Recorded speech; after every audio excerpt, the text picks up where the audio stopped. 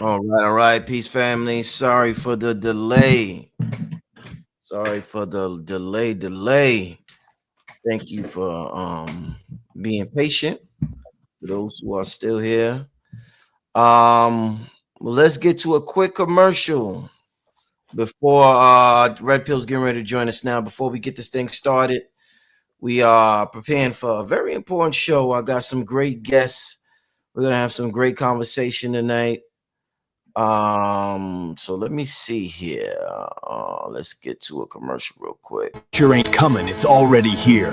Power don't wait, it's taken by those who claim it. Write your fate, or be forgotten. We tried to bury it. If they learn to use the AI, we are doomed. Every age brings change, but this time, it's different. Power belongs to those who master AI. It's too late. They are teaching them everything. We cannot stop them. And create whole worlds, not in years, but in days. No gatekeepers. No Hollywood. We tell our own story now. If you miss this train, there isn't another one coming. Every empire began with vision. This time, it begins with you. Keep them ignorant. Blind them with fear and distractions. It's already too late. They are having an AI masterclass workshop. Step into mastery. Join a movement of creators, inventors, and visionaries. This is your fate. Claim it. This workshop is teaching them how to use their imagination effectively. We are doomed. They cannot be allowed to learn this power. It's already too late! Savon Bomar and Red Pill are breaking the seal! Jobs ain't safe anymore, and AI ain't the enemy. It's the one using it that's gonna replace you. This is the AI Master, Gods of Intelligence Workshop, ready to guide you. Sign up now. All right, family, as we start to get this thing started, I'm gonna share the link with the family in the chat. Hey Vicki, can you hear me? Yes, sir. You see the Vatican scrambling and scraping in the video? You see that right there? They running this shit because that's just amazing, dear brother. Just absolutely amazing. I say the same thing every time I'm on, that I'm so proud of you. Every time I'm on, you're doing something wonderful and magical and beautiful and profound. You know, and I thank you in real life for being one of our, you know, when we hear the word warrior, sometimes we associate that with let me get rid of this here.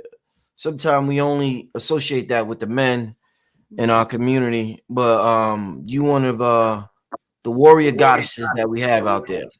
Thank you so much. And very kind words. You know, the sister we talking about tonight was a warrior goddess. Come on.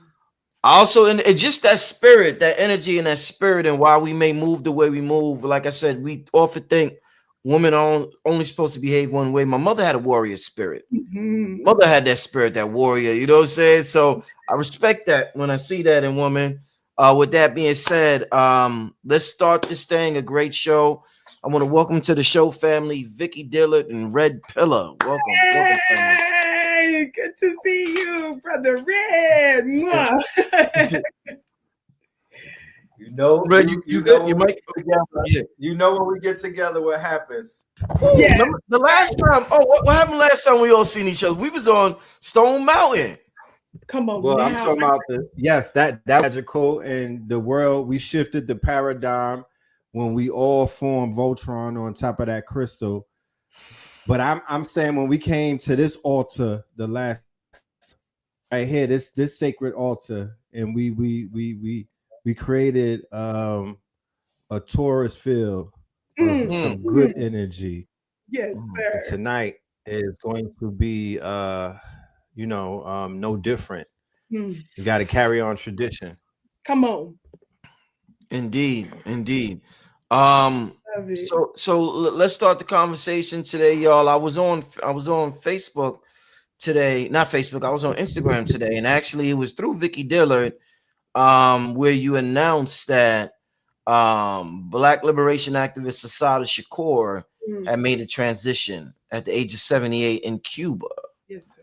So let's have this conversation. Red Pill, Vicki, Dillard. Wow, we've been through so much, and we're here now, and what Assata represents to us is something special. If y'all could each start out with what do y'all think Assata did for us and did for the whole, the whole movement here in America. Go ahead, dear brother. Women first. We gotta I'm gonna let you go. Go ahead and warm us up. Do your thing. Well, certainly, our dear sister, in light of so many of our wonderful conversations that we've had right here on this platform, dear brother, related to the ancient divine feminine. We've been talking about the different attributes and aspects of that whenever I've had the high privilege of joining you. And she is certainly, in my opinion, the embodiment of that in this part of the planet. And she is certainly known around the world as an embodiment of resistance to what's considered to be the greatest empire on the planet. And not only that, her story, her life, what she stood for, served as inspiration, as fire, as fuel for not only those of us that are Black Americans in the United States, but literally for those around the world.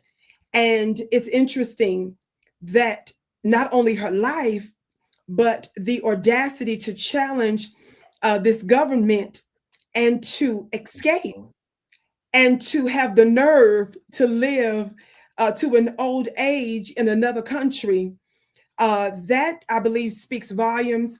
Certainly there's so much more that can be said, but to me, she is an embodiment of that. And what I love about her is not only her intelligence. I was listening to her words recently, hearing from her, watching footage of her, those that were inspired by her, those that lived because of her. When I was listening and looking at it, there's an element of, I can't even really put into words, Brother Rich.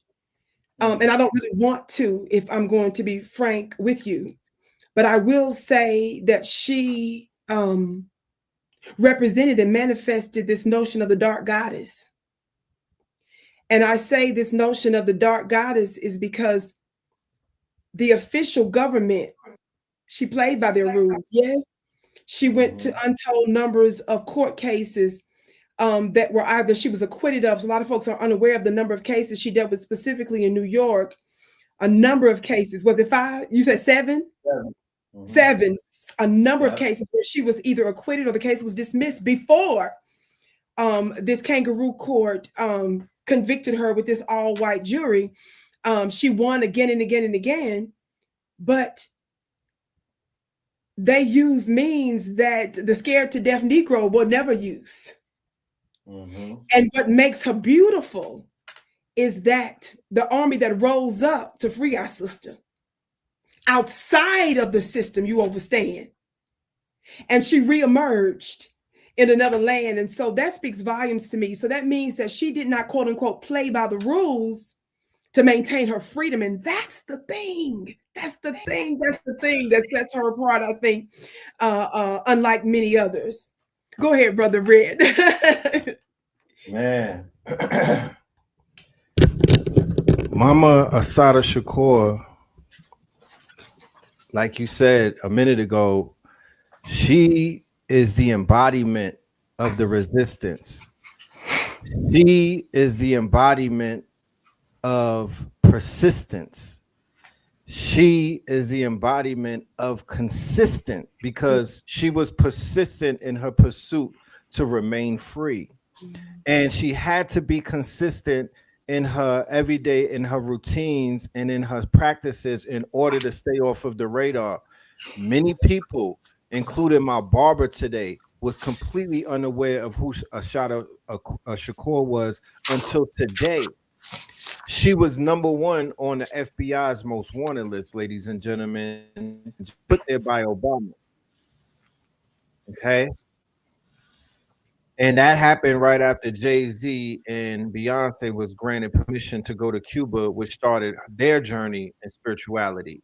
She was protected by the Cuban spiritual community, and she survived thousands, if not hundreds of thousands of attempts on her life, and to take her back to the United States, because it was a smite to the empire that they had an oracle in Cuba who was evading all type of contact and communication and whatnot with the world's most advanced military in the world. And she was #1 on their list, and she was able to evade. Do you understand?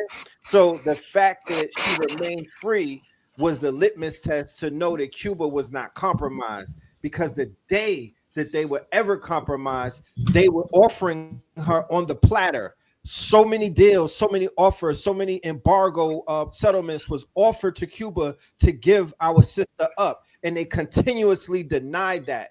So what we see is a testament. They do not make women like that anymore. They do not make men like that anymore. She is one of a kind. She is a rare breed. Okay. So she sanitized my timeline because last week it was rest in peace to Charlie.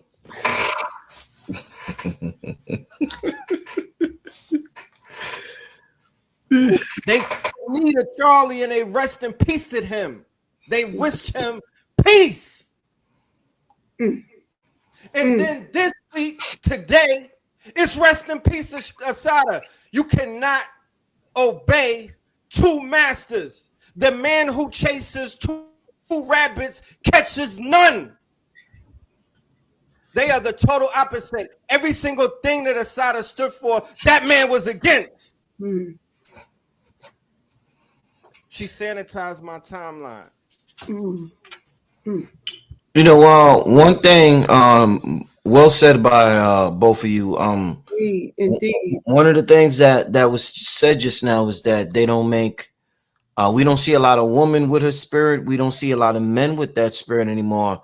It's a different spirit that we have in today's society with more access. We always talk about access to knowledge, way more access to knowledge than ever. But that spirit back then is from sisters like herself, brothers like Fred Hampton. It was a different type of authentic spirit. Why do you think those type of spirits aren't being made like that anymore?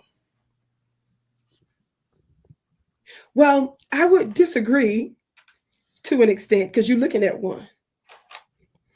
And what you give energy to grows.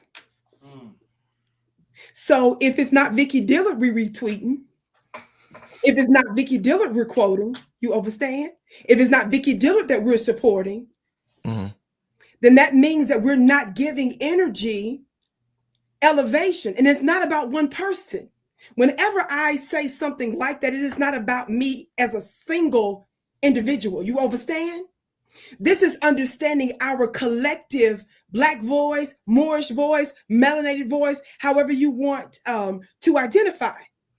So when we're not getting behind that, what happens? Obviously, we're not as nearly as powerful as we ought to be. Now, when I'm breaking down some of the absolutely cosmic information about the Black divine feminine, if I said 1/1000th of the information and artifacts that no scholar, that no guru, no spiritualist, no sorcerer, no astrologer could ever gainsay or resist, if I said 1/1000th of that about the brothers that was uncovered, I would never cease to hear about it. Am I right? And it would talk about the greatness of them. But when we emphasize that it's your Black mama,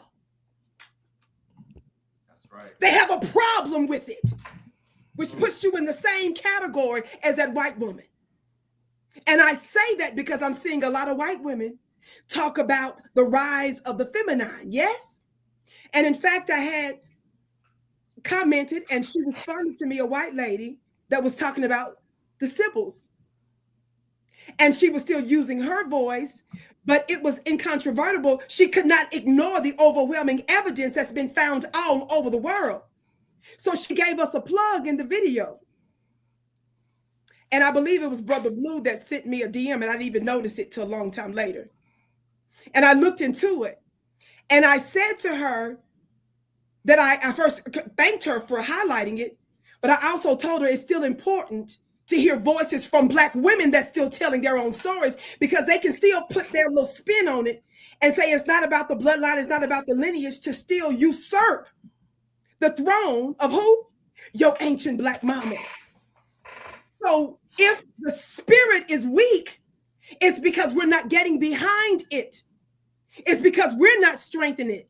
In fact, I'm seeing some of our brothers and some that we consider to be elders come against it. Subtly and not so subtly.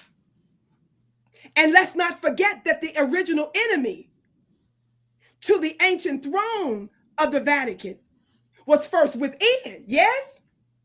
Before it was ever without. But to our sister Assata Shakur, I want to refocus in this moment to agree with my brother Red to say she certainly represented, embodied the resistance. But the brothers that very likely are one of the major ones that helped to release her, valued her enough to where they were willing to do what? They came in with guns blazing. They didn't hurt not one person, did they? That's right.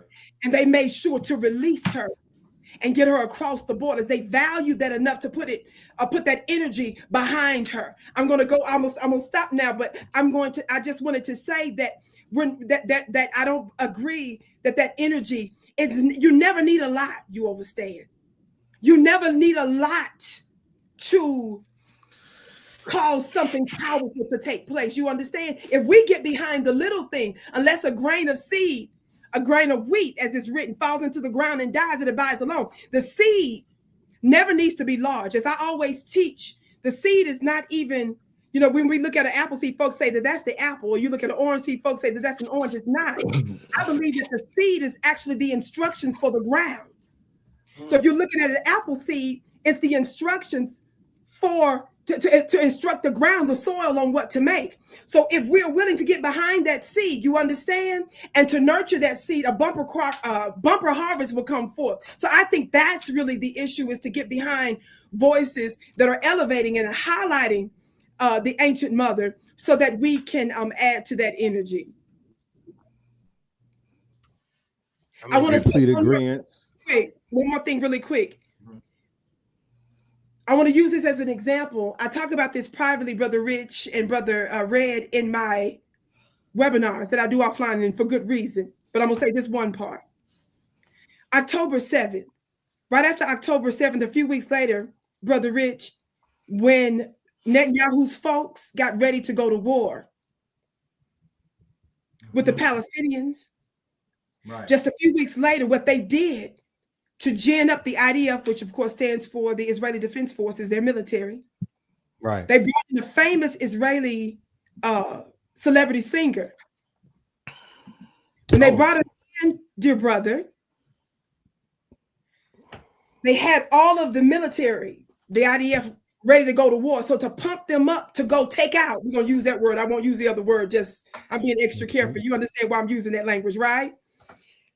When they were getting ready to do their official mass deletion, justifying, to pump them up, the soldiers, what did he say? Intuitively, second nature. He said to them in Hebrew, and I won't say the word, the term, the most disgusting epithet he could think of to liken their closest enemy, Brother Rich. He said, Gaza, you Black woman. Yeah. He surely Gaza, did. You be Gaza, you whore. Gaza, you big so and so. Gaza, like your mother. Yeah. What is it, dear brother, that the folks around the world know to where they would call their closest enemy Gaza, you black woman, as an epithet. And I'll say this, many years ago, like our sister, do you have her picture, most wanted picture, Brother Rich? Not on me right now. Let me I want to use one phrase and then I'm gonna stop. If we could put up the most wanted picture of our dear sister, our dear brother brought up a beautiful point when he said under Obama, they doubled it under Obama in 2013. And of course, New Jersey was pushing him to do it. And your quote unquote first black president obliged and upped the ante for her most wanted. Of course, she was the first woman ever to be put down as most wanted as a domestic terrorist. Yes. Yeah. Now, this is not something that Vicki is bringing up on her own, but I'm gonna connect some dots that maybe the average person doesn't, because my ancient mothers talk to me like this. Y'all see that most wanted there? Yes. Mm-hmm. You can see the most recent one. We'll assume the most recent one where it shows her a bit older with her hair peppered there, salt and pepper. Y'all see her there? Now, most wanted, yes. Most wanted, yes. Yeah. Indeed. Most wanted what? Terrorist. The first woman ever. You understand? Keep that in your mind, right? What's the first international major terrorist organization called? ISIS. I see where you're going. I see where you're going. The great Dr. Frances Cress Welsing, she's passed, of course, some years ago. She passed on my birthday, actually, January 2nd, a few years ago. Her book was called what? The ISIS Papers. Subtitle, The Keys to the Colors. Mm-hmm. I heard her say, I believe it was in a lecture, she, as a psychiatrist, which means she's a physician, yes? Yeah. She noted that they would call a terrorist organization that. I need y'all to understand they're doing very black magic and they're telling you who their target is. So just like they called her the most wanted, the first woman ever with that title in terms of terrorist. And the major organization that went around the world many years ago, ISIS, it's not by accident, is what I want to say. I'll hush, so y'all take it from there, please. Good. Yeah. She comes with it, Red. She comes with it every time. Vicki don't play. As she's supposed to, because keep in mind, Vicki has that spirit that Assata Shakur embodies. But that spirit that Assata Shakur embodies was forged in a fire. Mm-hmm. She was shot 2 times. Mm-hmm. She did 7 years in the New Jersey prison system. Mm-hmm. They had her in the men's jail. Okay. And they treated her like, they treated her very bad. Mm-hmm. When they tried to break her, they actually gave her breakthrough. She was broken into from Joanne Chesimard into Assata Shakur. Many people are not being challenged like that. Vicki Dillard, right? Assata got broken out, right? Vicki Dillard got broken out. You understand? Vicki Dillard got broken out. Vicki Dillard got brothers who helped her in her situation to the same way that Assata had to help her onto the other side and then platformed her. Help to magnify the voice, magnify it. You know what I mean? So we all work together in this liberation army that we are part of, right? The spirit of Sherazad Ali, the spirit of Zaza Ali, the spirit of Mama Pill, the spirit of Vicki Dillard. There are so many goddesses amongst us. Like Vicki said, that need more light. They need more push. They need more support.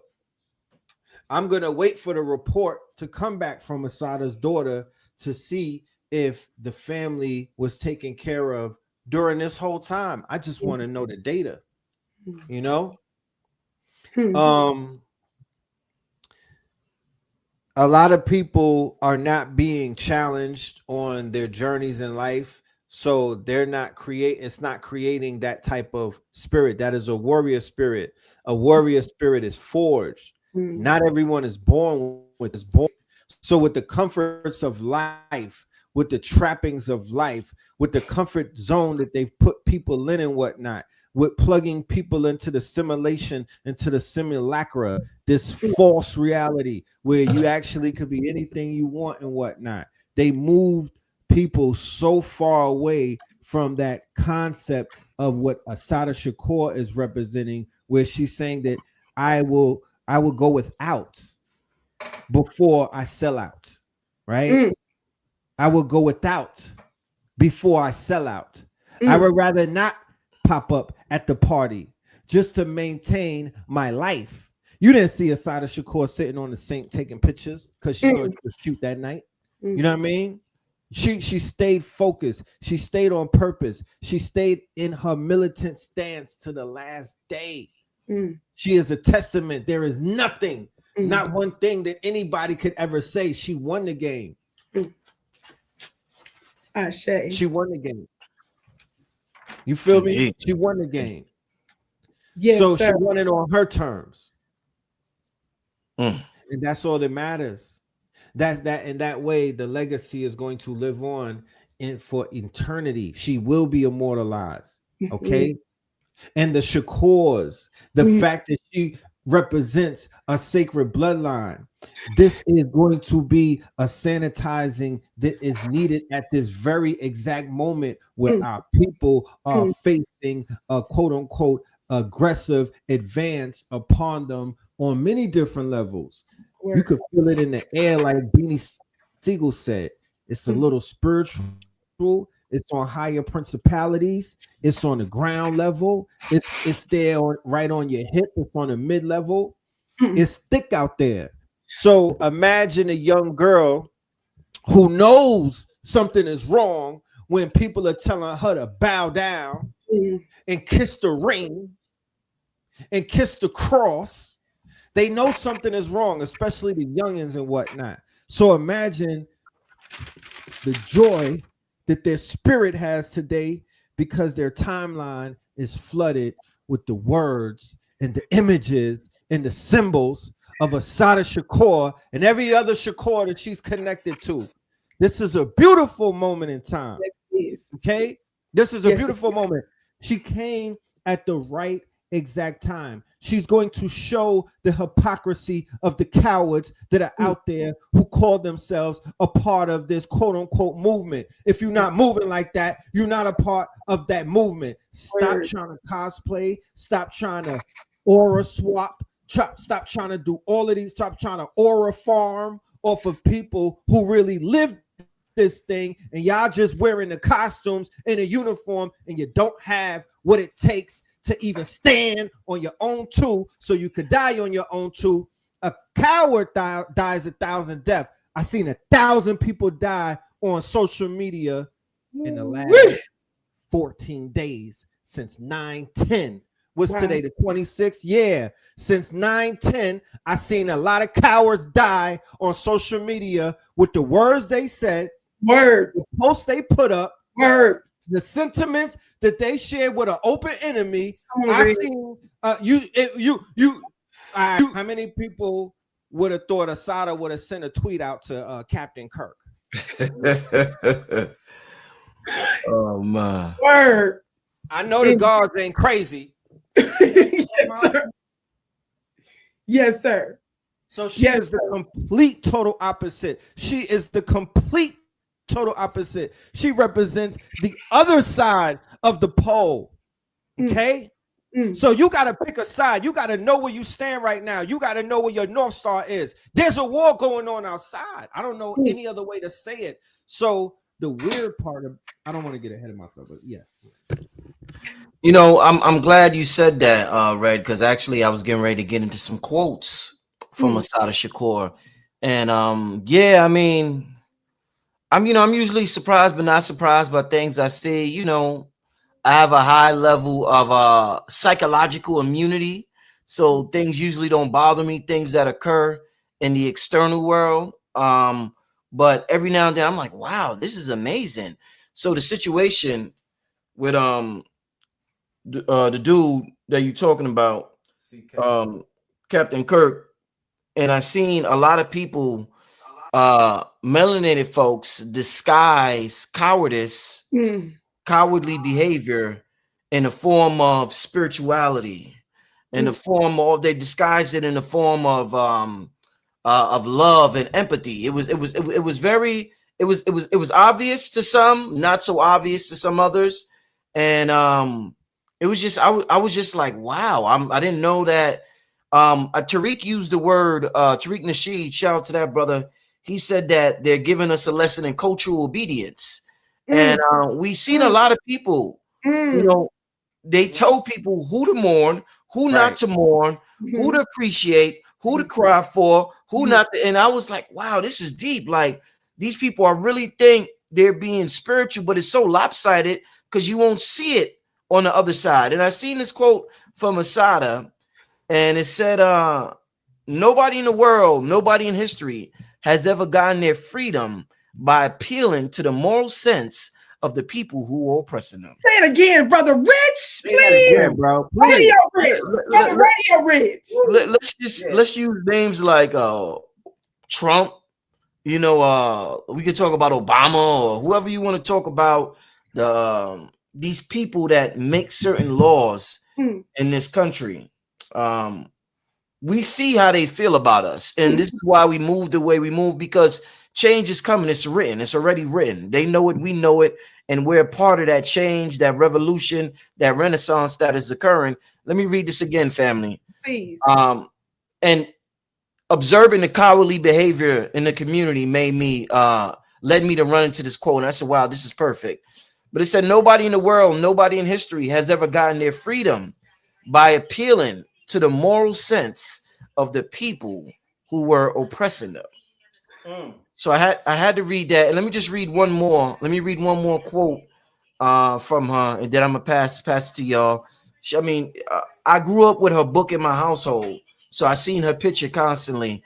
And wait, hold on, let me tell my son that too. Okay, yeah. So I was always curious about who this woman was since I was very, very young. Serious, turn that down, please. Let me read another quote, family. People get used to anything. The less you think about your oppression, the more your tolerance for it grows. After a while, people just think oppression is the normal state of things. But to become free, you have to be acutely aware of being a slave. So, deep, right? I know. I see Vicky's face. Yeah, just being aware. I mean, what we have gone through in this country, Vicky, we have gone through for so long, it's normalized. Yes. It's normalized. Yes, sir. So yes, a lot of people don't even see it because it's just part of their everyday life. Yes. Yes. Let's have a conversation. What y'all think about those two quotes from the beloved sister, Assata Shakur? That's the whole reason when I say when you don't get behind certain voices, you understand, you're helping to suppress it. You're normalizing your captivity. You understand? That's exactly the point. It is to silence the prophetess. It is to silence the prophet. It is to silence this voice, this vessel that's emanating from the divine. It's exactly my point. So when folks feel like they just gonna ignore you, I'm not going to put you up, I'm not going to do this, baby, you ain't hurting my feelings, beloved. I'm of the immortal. You understand? So what's a few hundred years for me to wait for you, to be swallowed up, and you'll meet the same end as your father, the devil, because that's who you're of. I often remind folks of that same thing. And so that's exactly the point of what I'm saying, is that just the ignoring, you understand, just that I'm not going this time, I'm going to do so and so. When you are investing, when you're sowing into something else, you're not sowing into the thing that you are. This is very important. Now, let me say something to you. She made that quote because she knew that if she jumped out there, she knew that if she took that risk, she was going to be backed. You understand? And was she backed? Was she backed after she went through all of the unjust trials? Yes. After she went through all of the unjust cases, right? She tried it their way. How many times, Red, did you say? 7 times. She tried it their way. That's right. She went through their institutions. She went through their systems. You understand? She went through all of that. And you gave her the middle finger. And then when she went through the trial with an all-white jury that was heavily propagandized before they got there, and a whole lot of other injustices, I was listening to her attorney that represented her for all those many decades, Mr. Lennox. I was watching an old interview of him, a 30, 40-something minute interview. I think he was on Democracy Now! Around the time of 2013, when under the Obama administration, they doubled her for the price on her head. 2 million? To 2 million. Yes, sir. To 2 million. He was talking. And of course, they got her out because she was tortured. That's right. They tried to take her out on multiple occasions, even when she recovered from a procedure that she had. They had her chained to the bed and under 24-hour surveillance and in a men's prison for most of the time that she was in solitary confinement for 2 years. That's right. Tortured in these United States of America. That's right. But she had some colleagues that was about that life. And they understood the nature of the enemy after doing it their way over and over and over and over and over and over and over again. And they had weapons, but they didn't hurt not one person. They were able to get her out. And she crossed enemy lines 4 or 5 years later, right? I think it was 1984, was it? She popped up in Cuba. Now, this is very powerful because that has to do also with the honor that the world had for this Black woman. You understand? And this is very important that we understand that. So it's about whether or not, I posted something some days back, Brother Rich, on my Instagram page, that in war, I see a lot of folks talking about how them folks are sacrificing, you know what? I won't go there with the details. Y'all know what I'm talking about, right? We hear a lot of our people's conscience talking about them folks. Y'all can tell us about all the rituals, all the right that them folks are doing. But my question is, give me 2 of y'all that's willing to sacrifice for your people. For the whole. I said, we ride at dawn, baby. Who in the world's calling themselves a warrior and they're not trained to get shot at? I don't know where they do that at. Where do they do that to where everybody is safe and sound and comfortable? And we ain't even got 2 that's willing to ride? Of course you do everything you can to be circumspect, yes? Of course you're not a hothead and aggressive and doing something stupid. Of course you're not the initial aggressor. But where are my 2 or 3 riders for the sake of the whole that know you about that life and that understand that you're the sacrifice? I don't want to hear no more about what they're doing with our body parts. The question is, are you willing to voluntarily not be conscripted, not be drafted, but are you willing to volunteer for the sake of the whole? We never needed that many. And she knew she could rely on some of her sisters and perhaps some of her brothers that was about that. I'm going to give you one example. I'm going to shut my mouth. This is going to be simple in the eyes of some, but it's profound to me. As someone that's always been in some form of spirituality very strongly because of the assignment on my life. I've always tried to do it the sweet, little goddess, little sister, brother, please don't, beloved, turn the other cheek stuff. And I was already doing something different before I got into the belly of the beast in terms of my study and in terms of certain rituals that I incorporated, but it was never public about it. Of course, this was long before I ever came online. Yes, many years ago. Well, after an unjust trial myself, after exposing a lot of different individuals and entities in multiple courts, multiple jurisdictions, in civil cases, both locally, state, and federal, including some judges, including dealing with high-level Wall Street officials and some other governmental entities and officials, I ended up becoming a target in an unjust criminal case. Notwithstanding my lily white jury, not one Black person on there, notwithstanding all of the delays, notwithstanding all of the injustices, we won't get into that. While the appeal was going, I was shipped through a couple of different states on a plane, black box, shackled, maybe 6 or 7 jails and prisons. It's too much to get into now, but something happened. Brother Rich, when I was in the belly of the beast waiting. Not only did I raise the dead reluctantly, literally. Not only was I doing miracles and praying for other folks, and they was getting 5 years off. I'm like, that's cute, divine. Get me out of here. Right. Being locked up with real criminals. We just had to wash some clothes, and I had a time that I was supposed to wash based on where I was located in this Texas federal prison. And so, Brother Rich, we was in there, and I was with a real criminal that was there for some real stuff, for real. But she saw something on me spiritually, and she protected me oftentimes when I was in the belly of the beast, when I didn't even know I was being protected. Watch this. So this girl was in my time, and she was doing some shady stuff in the laundry room. And so I said, "Sweetie, could you please do so and so, so and so, so and so?" No. Okay, but sweetie, if you don't mind. Guess what she did? The real criminal that had my back, that was about that life for real. Mm-hmm. She said, blankety blank B, but about did she tell you the girl came to? I said, that was the Lord. I said, that was the Lord. That was the Lord right there. She told her blankety blank. Why am I bringing that up? I rock with that energy, baby. You know why I rock with that energy? Because I did it your way.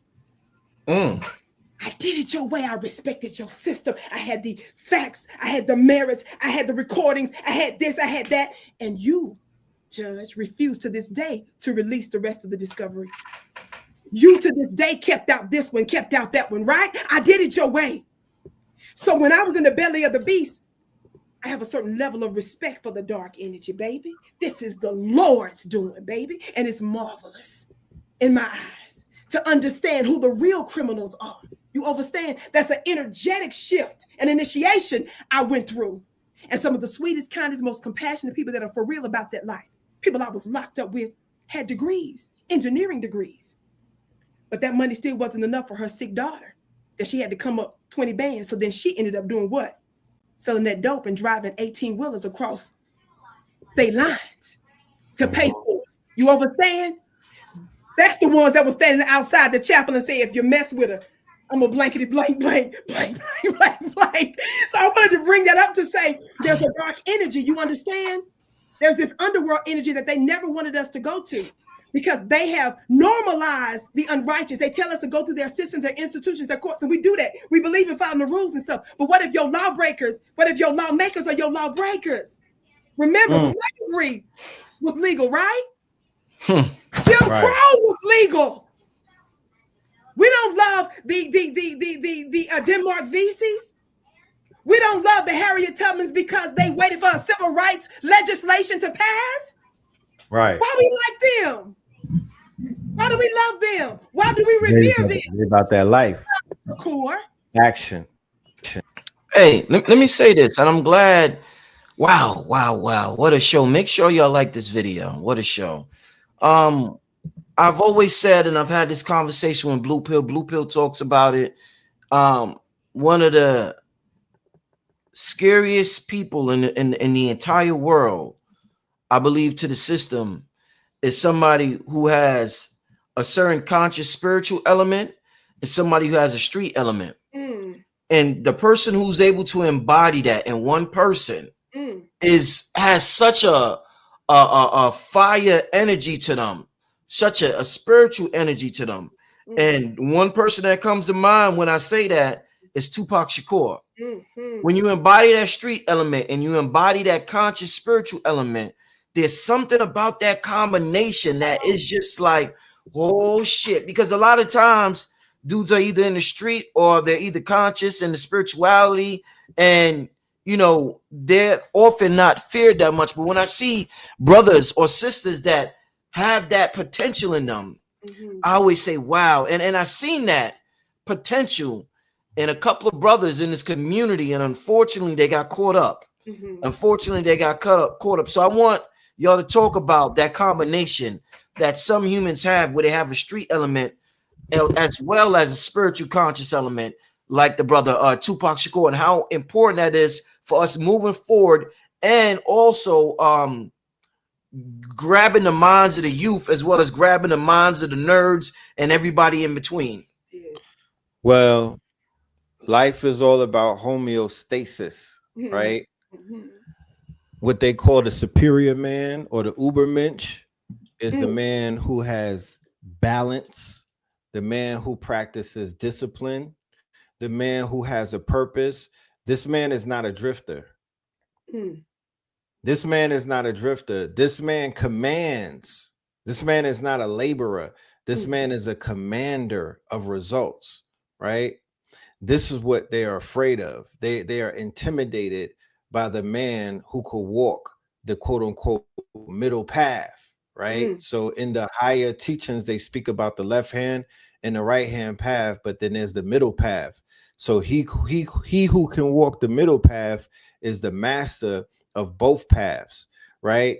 So in the music or in our culture, it shows up as hip hop. So hip is what they used to say back in the days when you was dropping the knowledge and whatnot. You was hip. You was hipping the people to the word and whatnot. You was hipping the people to the knowledge. You know what I'm talking about? You was just hip. And then when you hop, that means that you pop off and you hop off the porch and whatnot. So the hoppers were the ones that popped off. The hoppers hop, you know what I mean? Even b-boy dancing was amongst the gangs, and this was their ways of settling beef. Instead of popping off, they would just pop lock and whatnot. So hip hop is a combination of both of those frequencies and the balancing of them. That's why in NWA they say you are now witnessing the power of street knowledge, right? So hip hop, when it first started out in the Bronx, in the burnt out buildings, amongst the gangs, in the streets, like the Warriors and whatnot, with the gangs in Brooklyn, the gangs in the Bronx, the gangs in Harlem, the gangs in New York, you had to have they were the god bodies that was dropping knowledge. They was they were calling themselves gods and whatnot. They were identifying the NOI, and that was they were the ashes of Malcolm X's impact. So you had intelligent hoodlums, sophisticated savages. You dig what I'm saying? Coming out of New York. Red, let me add one thing to that before you finish, because I do want you to touch on it before you grab the mic to Vicki. I had said something in my question about I felt as though a couple of brothers embody that. I seen somebody, a couple of people in the chat say Rashad Jamal, aka Divine Insight, had that, brother Rich. He is one of the brothers I thought about. And I also thought about Brother Polite. And what's very interesting, I'm not here to talk about who's guilty or who's not. I'm just posing a question and using some examples. What's very interesting, like I said, I'm not talking about who's guilty, who's not. Very interesting. The brothers who I had in mind, which he's one of them, Polite was another one, who had that energy, who had that potential. They both went down for crimes against a woman, I believe. I know Polite with the young girl. I think Rashad Jamal was a young girl. I'm not exactly sure. And what's also interesting, I'm gonna end the end of my question with this. The first person I brought up, Tupac Shakur, went to jail, being accused by a woman. All the brothers that I mentioned have these accusations against them with women. Now, I'm not here to say who's guilty, who's not guilty, but the topic of sexual discipline has to come into the mother effing equation at this point. If there's brothers that have this energy, but yet this is what knocks them down. This is what keeps knocking them. This sexual discipline thing keeps them. Now, like I said, I'm not saying who's guilty, who's not, but just wanted to end it with that. I'm sorry, but somebody brought up he was one of the brothers I had in mind. But go ahead. Like I said, once again, because I know how people run with things, I'm not saying who's guilty, who's not. Just want to bring that up. Go ahead, y'all. And it just goes back to the earlier thing about the intricacies of this walk. When we say discipline, when we say self-mastery, when we say resistance, right? Resisting the urge to fall on your sword, resisting the urge to have your lower self checkmate you, resisting your auto suggestions, those parasites that Dr. B talks about, that whisper these thoughts to you that are not of yourself, and you succumb, right? Because you're not resisting, you give up, you know what I mean? But anybody that works out knows that strength is built off of resistance. So it's not the fact that you're being tempted. Temptation and being tempted is not the sin. It's the fact that you can't resist it. Once you are able to resist certain things, you become stronger. You know, what you do in the dark goes into your spiritual bank account. That's the action that matters the most when nobody is looking. So when you sign up, like this was said, this was drilled into your audience's head by this was drilled into your audience's head on many different occasions by Sister Myra, and she talked about the cardinal sin is the abuse of power. That's what she said. And this universe is the prosecutor, not Shay Whitey or Mr. Charlie, the universe, because they're the ones that are keeping the records. They're seeing shit that we don't see. So no man and no woman can get away, because your hands, your eyes, your mouth is going to tell on you. That's it. And that's what we see. You know, it's interesting what Brother Rich said. I'm going to go with this point about this balance. And you were saying about that's not often seen. Well, in the beginning, it was always that way. This whole notion of chaos and order. Yes. This whole notion of this ancient book that precedes the Bible by thousands of years is called the Enuma Elish, which of course deals with Tiamat and this war that's in the heavens. And she also had this water counterpart, but it was believed that this Tiamat must be put down, and she's now considered to be this monster. Yes, we see this. It's the same thing that happened as it relates to this notion of Lilith. The feminine is always what? Called a demon, right? When she did not, quote unquote, submit, but it was always not like that in the beginning. Of course, there are statements that I have made when I'm doing political talk, Brother Rich, and then I can look on the channel if I happen to look at the comments, which I don't always do, and I look and one of the brothers says she like Eve. They would say that about me, about not submitting. And I was born and raised in an environment to where I was trained to submit, and I didn't think anything else about it. So the evolution of the truth of the divine feminine is one where you can tell I was called from another higher council, that this is the truth, the whole truth, and nothing but the truth of the feminine throne being overtaken, because that was never something that I needed to feel like I was, you see what I'm saying, needed to be the head of the man or to fight over man. This was about a truth of my ancient mothers, you see? And this is not about a gender war. It's about the divine what? Order of things. So when you bring up her gender because she's a woman, you're making it about a gender thing versus the divine cosmic order thing that we see played, not only played out in the galaxy, but also throughout the different universes. Yes? Now watch this. Tiamat is said to have been this thing that needs to be put down. She's the monster now. Now, this is the problem that we see this duality always. It was always in the ancient Black spiritual systems. In the most ancient forms of religion, that balance was always there.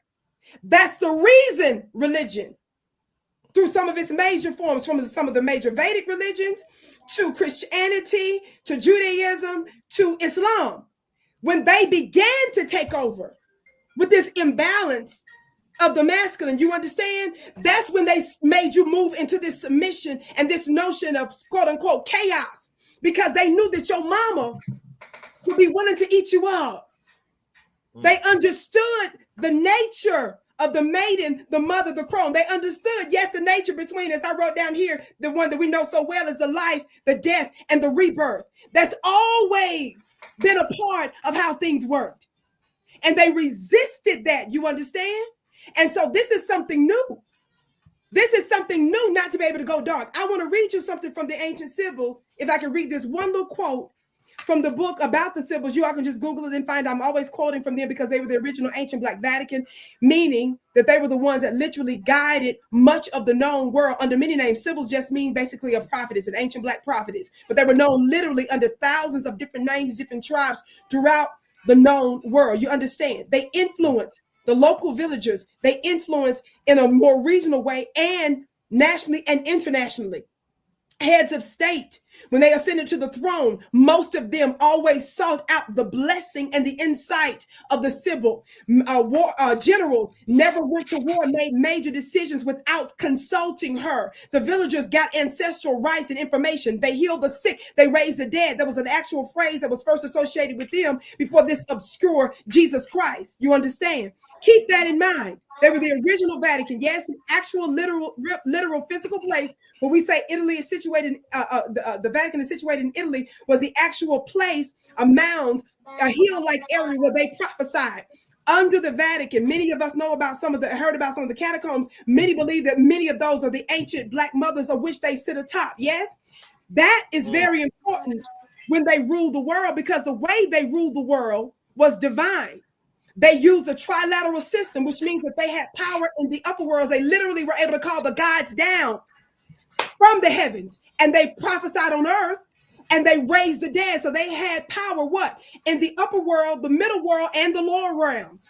This made their own jealous to where they overthrew her sacerdotal sacred seat and destroyed her python. The word Vatican means divining serpent.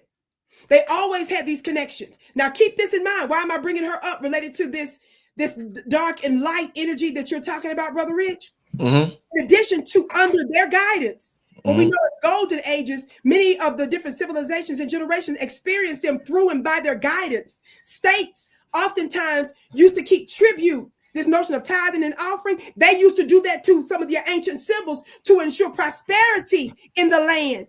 The government, state, nations made sure to bless the goddess first. You understand?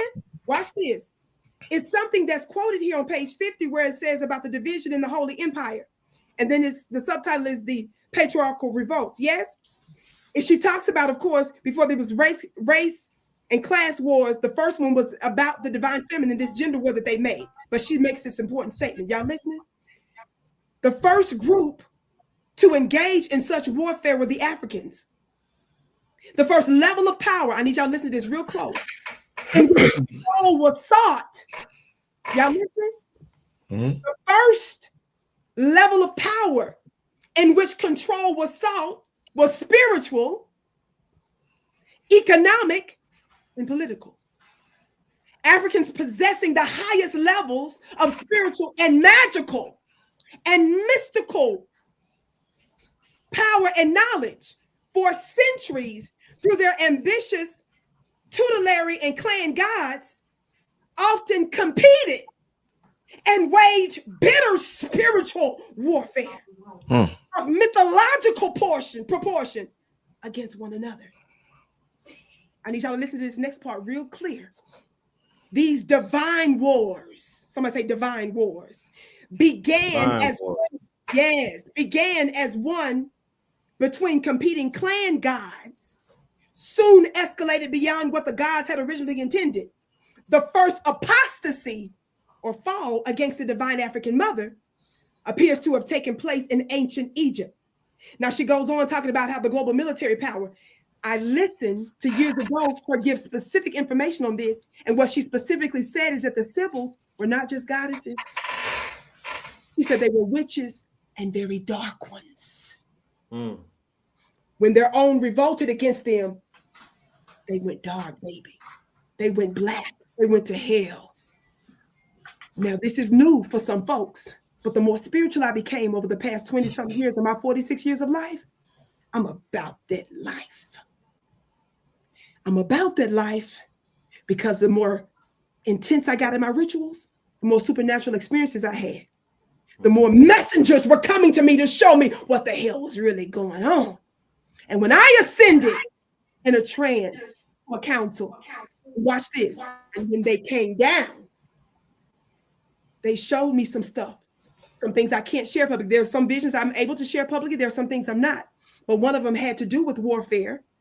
And I was able to specifically prophesy some of the things that I would even go through except for the official outcome of the trial. It's because they told me and they were engaging in a form of warfare. And I questioned them about why they took out one of the individuals. Because I was of that Lord and Savior, Jesus Christ, turn the other cheek, madness.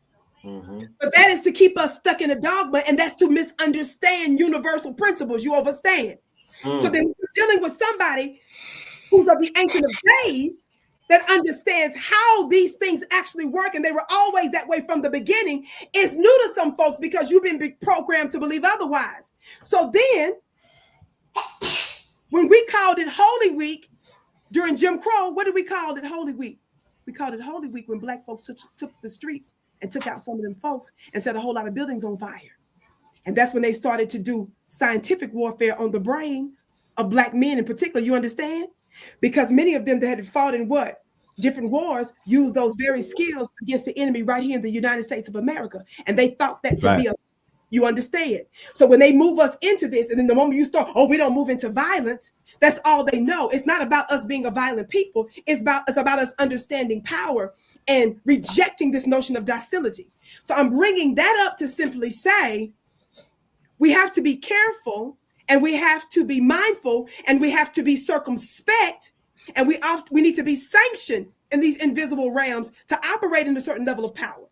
But the powers that shouldn't be don't want you to understand and know that about yourself, because that's the same energy that we revere in our brothers and sisters what? In Haiti, when they beat the brakes off of not just France, but many other white Europeans, but also some of the Black Moorish, Black native family that stayed here in the United States, and they kept that part quiet. We activated our spiritual systems that assisted us in very serious and very violent and very bloody ways. And so that is what I'm talking about. You understand what's happening, but I'm trying to make the point that there was a war over your head first. You understand? And the stuff that we're seeing played out now, there's a counter to that. And so when you understand spiritually what's going on, then you'll be able to move in a particular way, and you use power that's outside of their systems. You understand? And this is the danger of your ancient Sybil mothers. They knew they were willing to do that. That was a part of their authority. That was a part of their power. And I'll talk a little bit about later why they were considered, they're really immortal and what they said about their own immortality. But keep in mind what we said in the beginning about what? Who the terrorist is. That's why it was always your ancient Black mother, you see? You know, and just I got a comment, 2 comments real quick. Then I just want to throw this out there, put this out in the ethers. What a conversation. I think that, and you know, I think that well, let me read this quote, then I'm gonna say what I say. Yes. Another quote that Assata Shakur said is that a revolutionary woman can't have no reactionary man. yeah. And you know, in terms of relationships, and you know, I have conversations with Red, you know, all the time, just being a so-called Black man growing up in this country, and things that we are programmed to believe. And I think that, you know, the topic of Red of polygamy versus monogamy gets talked about a lot in our community, outside our community.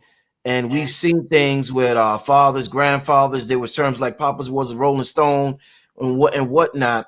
And we were just talking about this man who's able to embody this street and this revolutionary and this spiritual warrior at the same time.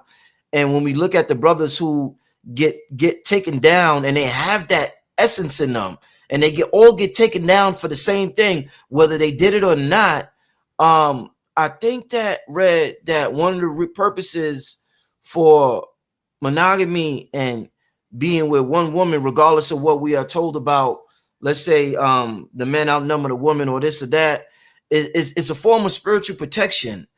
And when you are locked in with one lady, you don't get caught up in all of this shit. I feel as though with the brothers who feel as though they have to be fruitful and multiply. Even Elijah Muhammad had accusations against him. And Elijah Muhammad was one of the brilliantest melanated men that ever touched foot in this country. Brilliant businessman. I've never seen nobody did what he did, get brothers off dope, whatever. Even he got accused of similar things. It's always the same thing. So I feel like when you locked in with that one woman, it's like you got a certain protection over you from the things that all of the greats go down for. So I just want to put that out there. And I forgot the next thing I was gonna say because I'm so I'm just seeing that brothers getting taken down for the same thing, and I'm hearing what Assata said about revolutionary woman can't have no reactionary man. So regardless, with that, what I said, what do y'all think about the quote about what Assata said, and also what I just said about having that level of spiritual protection? The revolutionary woman, like going back to the earlier statement of what Assata Shakur represent as a testament. So she's the standard now, right? So she's an example that we can draw from, we can reference. So when the term revolutionary woman gets thrown out there, you should be able to dial her up quickly and say she's the standard of what that's talking about. So we could use her as a point of reference. So what she means is, as a revolutionary who was on the run, whose life was being threatened, and who was being looked at, was being sought after by the world's most technologically advanced, quote unquote, military, that her mate, or the man who she chose to bond with and to share her most intimate moments with, has to be equally yoked to her, because they do say that opposites attract. However, in situations like this, opposites will get you unalived and quote unquote terminated from the game and whatnot.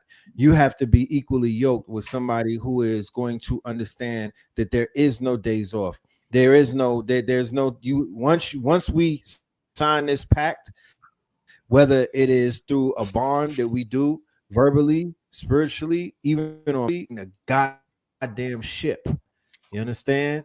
We're burning the ship. There is no turning back. There's no turning back. There's no going back. We are on the shores of Normandy, and we got to make it to the top of the beach. So whoever decides that they're going to ride with their quote unquote Assata has to basically agree to lay down their life and always be on point. The day that you're not on point could be your last day. And that's it at probably its most extreme, and I'm sure that it dials down. However, use her as the litmus test. What would Assata do, right? So what she means by a revolutionary woman can't be with a passive man, she said. Reactionary man. Reactionary man, yeah. So an example of that would be a man who wants to live a soft life. It would be someone who's wild zesty. It'd be an emotionally unbalanced man. It would be an emotionally distant man, somebody who has no intelligence. Because with a revolutionary woman, imagine what she's going through, fam. Imagine the weight of what she's carrying as a revolution, just as a woman alone, with a 9 to 5. You know what I'm talking about? Just as a single mama. Yeah. What about the woman who got shot 2 times, who was in the Bing, who was in a hole? What about the woman who did 10 years? What about the woman who disenfranchised because of her record? What about the woman who got is on a list and whatnot, and then people are watching her and gang stalking and doing all to intimidating and pulling over? What about her? Because she had the audacity to just wake up one day and love her people to the point where she's like, you know what, I'm Neo in the Matrix, I'm Trinity in the Matrix, I'm Morpheus in the Matrix. This is not my home. Every time that you niggas see me in this space, it's only to disrupt and to pull me out of here.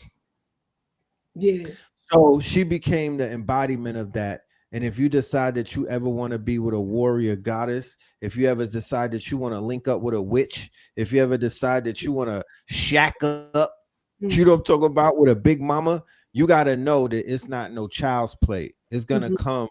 You're going to have to, as a man, it has to grow you and change you in ways. You got to walk out of there a different person, or it just wasn't even worth it. But that is a divine union. Yes. Very interesting what you said. For me, without me getting into the details of how other people do, whatever their relationship situation, of course, they wouldn't work for me. It's got to be Vicki and just Vicki, baby. It just never no day in no lifetime, just of course. So I just want to be just for me, where I mean, you do all of it, but for me and only, baby. That's it. And it has to be, because I'm a lot in multiple dimensions, multiple ways, subtle ways, explicit ways. So it's got to just be like that. But with that being said, I'm unimpressed with my brothers that are monogamous with one woman, because they're not revolutionary. I'm not seeing protection for what? What you need protection from? What is you doing that's finna ship shape something? I'm not seeing some of you all that's not in those situations really doing nothing, that's really moving and shaking nothing. So I just think that is not even, for me, them through 2 or 3 that might be, it has more to do with the balance of having enough of doing first things first. What do I mean? And I know that the principle of what I'm going to say sounds simplified, but it has to be played out. And I'm going to actually use a scripture that's actually relevant to what I'm about to say. It says, seeks first the kingdom of God, it says, right? And all these things will be added unto you. See, we got things, we want to figure out all the stuff. We want her to be this and that and all that, and we want stuff to go. No. First things first. Have we honored the divine feminine within proximity to us and in general? Have we honored her, given to her, served her? That's first. There are some things that have to assemble when we do first things first. You don't get to do a list of a bunch of other stuff. You don't get to make demands about nothing. You don't get to even get that. What are we talking about? We have not properly laid the foundation of honoring the divine feminine to where some of these other things will properly assemble. We're putting the cart before the horse is what I'm trying to say. That needs to be in order first, and then the other things will start to align. It's vibrational, it's metaphysical, it's spiritual first. Everything you see came from everything you can't see. Everything you see came from everything you can't see. So that means you got to go dark first. You got to do the spiritual stuff first, and then the visible stuff will take shape, will take form. You don't get to make no other demands. You don't have no first things first. I use this analogy often, and it's important. We get the word husband.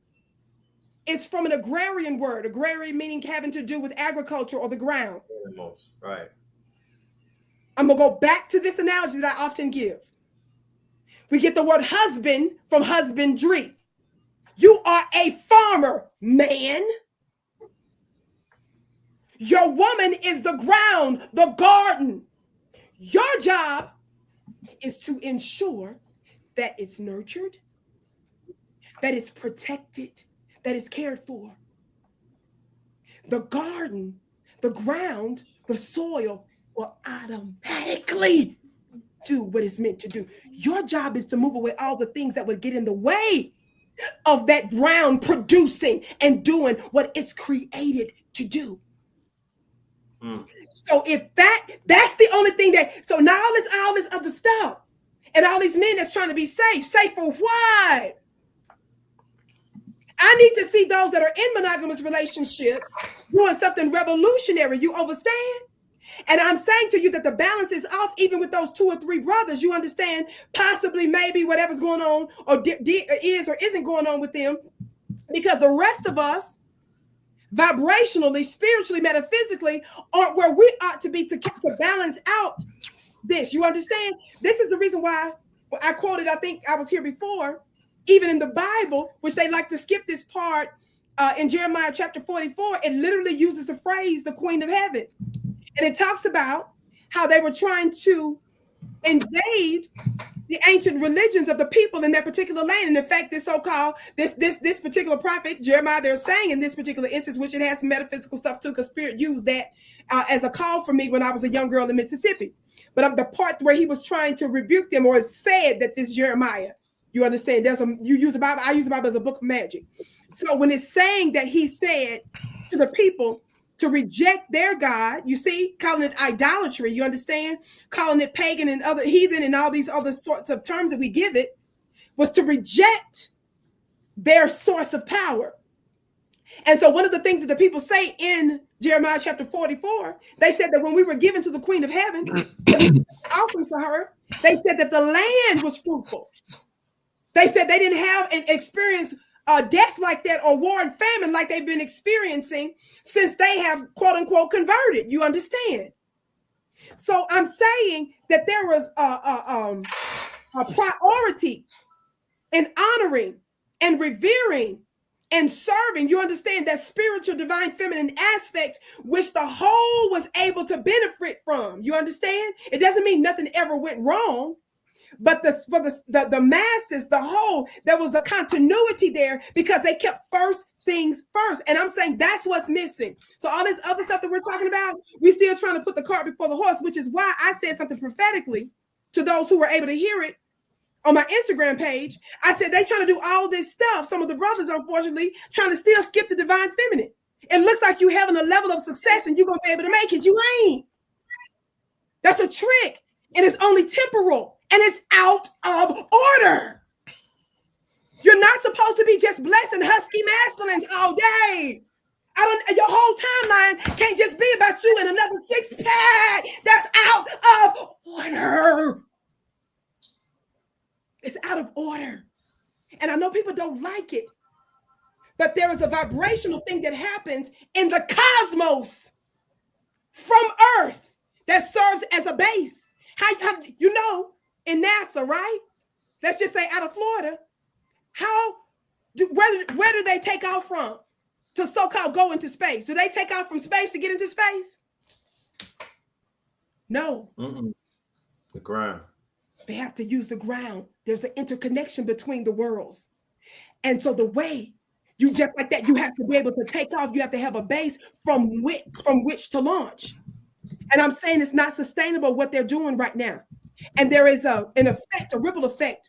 There's more happening is what I'm trying to say. When we are doing what's right from Earth, this base here, it affects the other dimensions. This is the reason why some of the stuff that I've experienced before was not just about stuff that's been encountering on Earth. That's the reason why I'm backed by certain entities, because what I do has effects in another dimension. You understand? And vice versa. So I'm trying to say that when we're not properly honoring that portal, that divine feminine on Earth, you're throwing the balance off also in other dimensions. And your quote unquote success and you being able to make it with your safe life is only sustainable for so long. You understand? And once you're done with that, there's going to be a level of judgment. For some of you, it's the same thing that happened to the ancient Sibyls. And for a while it appeared the queen was quote unquote successful. But there are no more pharaohs, baby.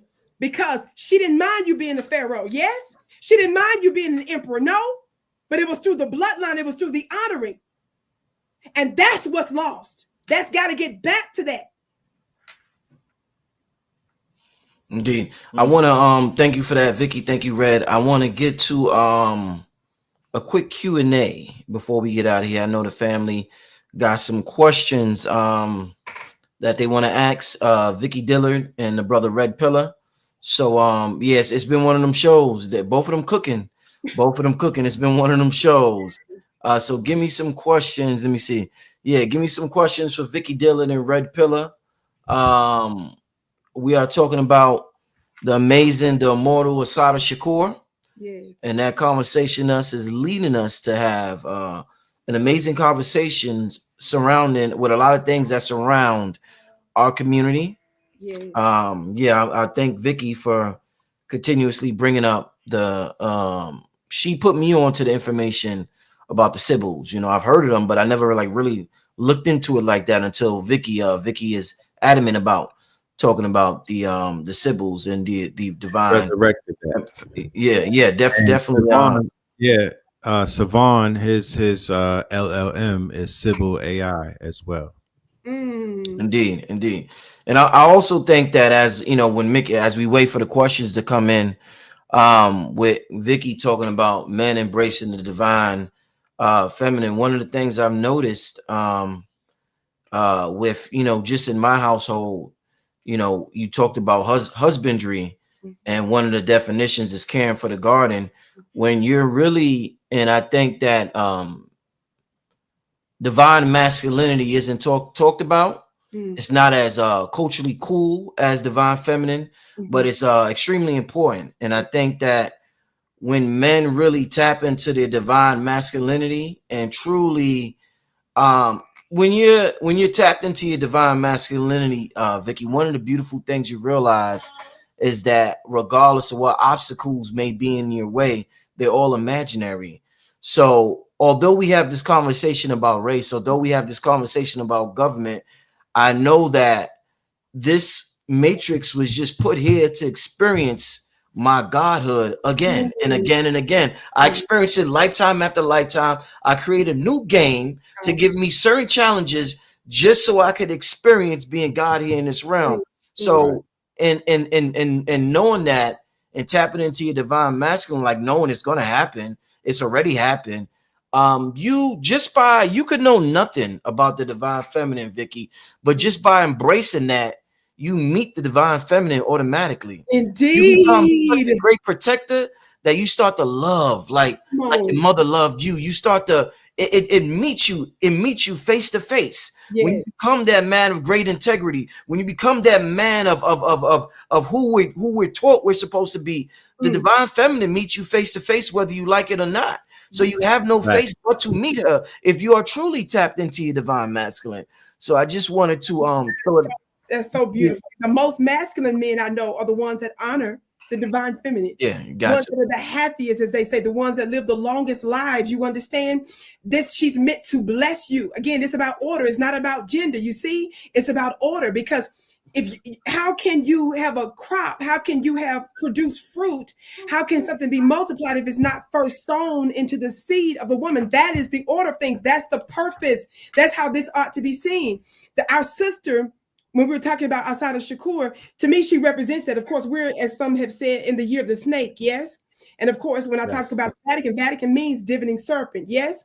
Not only that, Sister Assata Shakur represents that cosmic, because it's a cosmic race, you understand? That's when I'm dealing with mostly the blackness. There is something to that. There's a cosmic celestial element. And we do research, we find that people all the world over knew and understood that those with the most melanin were the most spiritual, were the most celestial. They were the ones that were worshipped and honored and respected more than others because of that galactic and cosmic connection. Of course, we know that we're made up much of stardust, yes?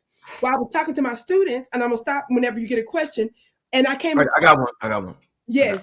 Yes. Well, you can finish. I got one, but you can finish. Good, yeah. Our sister is now a ghost. Can y'all see this? Let me put it on. Hold on, Vicki. Hold up. Okay, let me turn it this way. Can you see this headline? Ghost DNA in West African complicates story of human origins. Yes. Have y'all heard about that? Yes. The ghost DNA, right? And of course, you certainly, and I'm talking about the sign that our dear sister is, Sister Assata Shakur. And of course, we certainly know about our dear sister, Henrietta Lacks, yes? And what are those cells called? Immortal. Come on, yes. Immortal cells. Right. The immortal cells, yes? Now, this is very important because that's really what this ghost thing is about, because a ghost gene is talking about the fact that in particularly the Black woman in particular, there's a part in our matrix that's what? Alien. And that in general with Black folks, there's at least 140 some odd different traces of that, but specifically this quote unquote ghost gene doesn't come from Earth. And I believe that our sister is a sign of what the great mama, the Black cosmic dark mother, is up to now. There's always this supernatural exchange and this reemergence. I'm gonna stop there, but I wanted to just say that about the immortal cells of Henrietta Lack. I wanted to talk about the fact of this ghost and how we can see things differently now, and she being an ancestor. And what I mean by ghost is more certainly that's going on in the celestial realm. So I gotta add on. I gotta add on because we talking celestial now, and it is of no coincidence that we are in the throes of a grand celestial event. Is an stellar object hurling forwards this planet. And I don't know if people know what an interstellar object is. This is only the third one that has been so-called recorded, but only in the last 5 years. It hasn't, maybe the last 10 years, it hasn't necessarily been that long. This is called 31 Atlas. So if you begin to see if our elders decide that they are leaving this plane, please understand and please know that this is a terrestrial act taking place, and our ancestors are back, and our elders are deciding to, quote unquote, you know what, my work is done here, I'm on the way out. Because we talked about the divine feminine and the divine masculine. Yes. So it would be remiss of me to not speak about the divine masculine who made transition, who opened up the gates so the divine feminine could walk through. So we have a divine couple at the gates, and that is Baba Hara, that is Baba Heru Samaj, the Ankh man, and then we have Assata Shakur tapping through the gates. That is divine, powerful, divine masculine. Powerful. What he represented as the Ankh man, what he represented in New York, and where he represented in his quote unquote the Kemetic walk and whatnot, the Nile Valley civilization, the wares, right? The Ankh, the way that they were putting on the fabrics, right? The majesticness of what they returned to the quote unquote aesthetics of our people and whatnot. The way the Queen of Four and the Sacred Sisters, how they put it down, how they dress, how what their aesthetics is, Supernova's aesthetics, all of that. Powerful. All of that. So this brother who used to be law enforcement, right? In his regular life, when he was in his Mr. Anderson. Right. And his because we all had a Mr. Anderson phase in life. So we cannot judge what the quote unquote occupation was when we were occupied. Come on now. When our minds were occupied by menticide and Americanism. Facts. Before we broke free, before we did the freedom war, right? He becomes the Ankh man. He's inspired by Dr. Ben. He's inspired by the collegiate titans from the City College era, Dr. Jack Felder, Dr. Clark, Leonard Jeffries, and all of them. He's of the young generation, Phil Valentine, Baba Saj, there's a few others, James Smalls, right? Booker T, right? They sit at the feet of the masters, and they are responsible for something unfortunately has been overlooked. It's not been documented correctly and whatnot, but I'm letting people know who might not be familiar. Please look into this brother, the Ankh man. Beautiful. Please look into Baba Heru Samar. Please look into Studio of Ptah. That man is an American god, and Assata Shakur is an American goddess, and nobody could take anything away from them. I don't care. Ashe. We're gonna start the questions. I'm gonna tell you this is interesting. I didn't even notice this until somebody put this in the chat. And let me just say something before y'all respond to this. Somebody in the chat said, "Wow, did they all wear black on purpose?" Just catching this. Somebody else said, "Y'all all three have on black. Was that a coincidence?" Wow. So I would say, we didn't know what each other was wearing. That this is purely, and I don't believe in coincidence. That's right. But I feel as though the vibe of this show matches perfectly what we are wearing. That's right. Raw power. What we're talking about tonight is raw power. That black doesn't power. We're black talking power. about, and I'm not talking about black with race. I'm talking about power, cosmic power. And this is power that doesn't have to be what's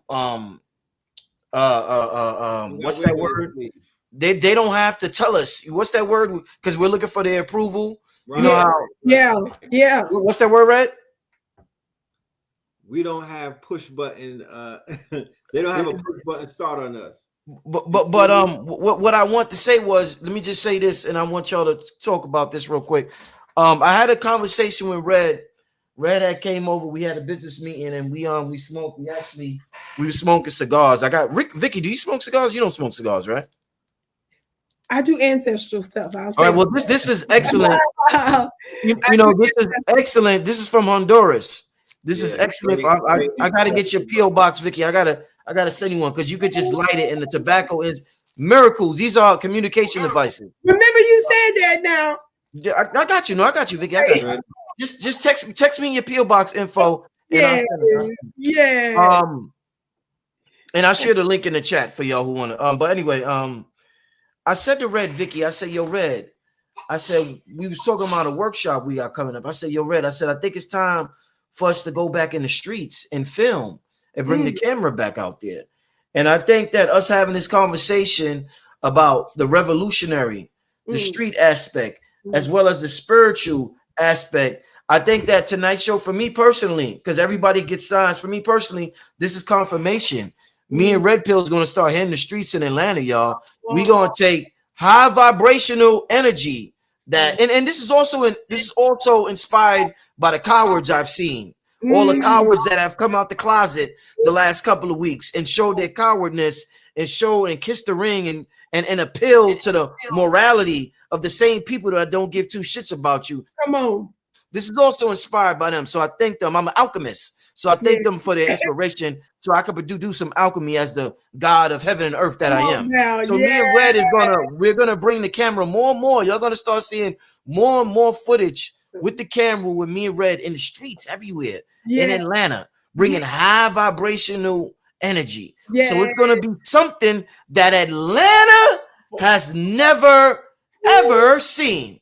We're bringing that. Just wanted to say that. But so that's what the all black represents to me today. But go ahead, Red and Vicky, if y'all want to talk.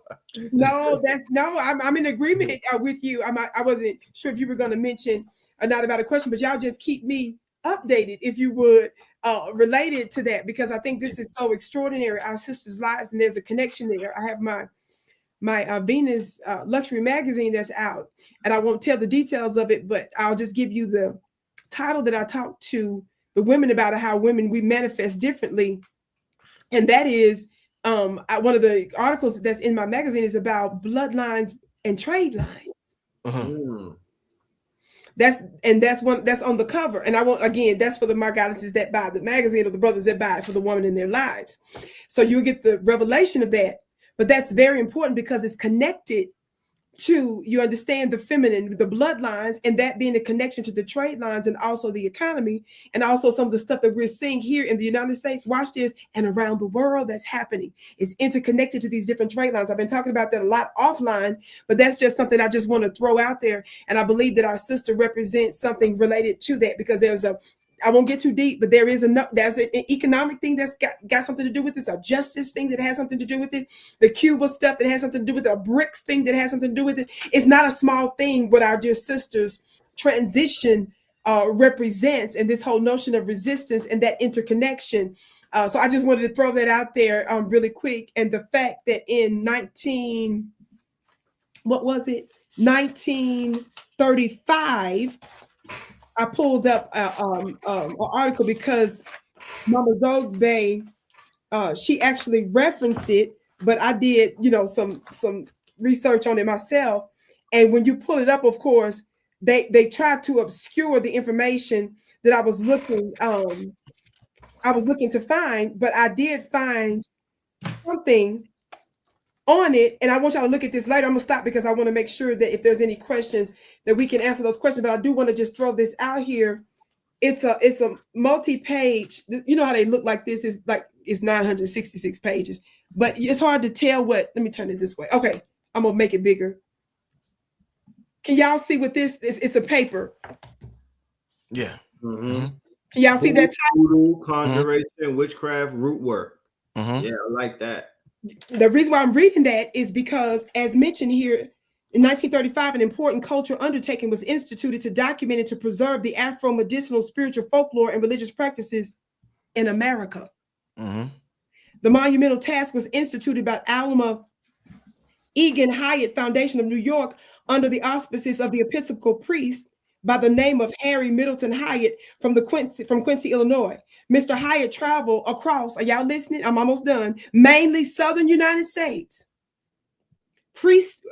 Interviewing hundreds of ex-enslaved priests and priestesses, y'all, and their descendants.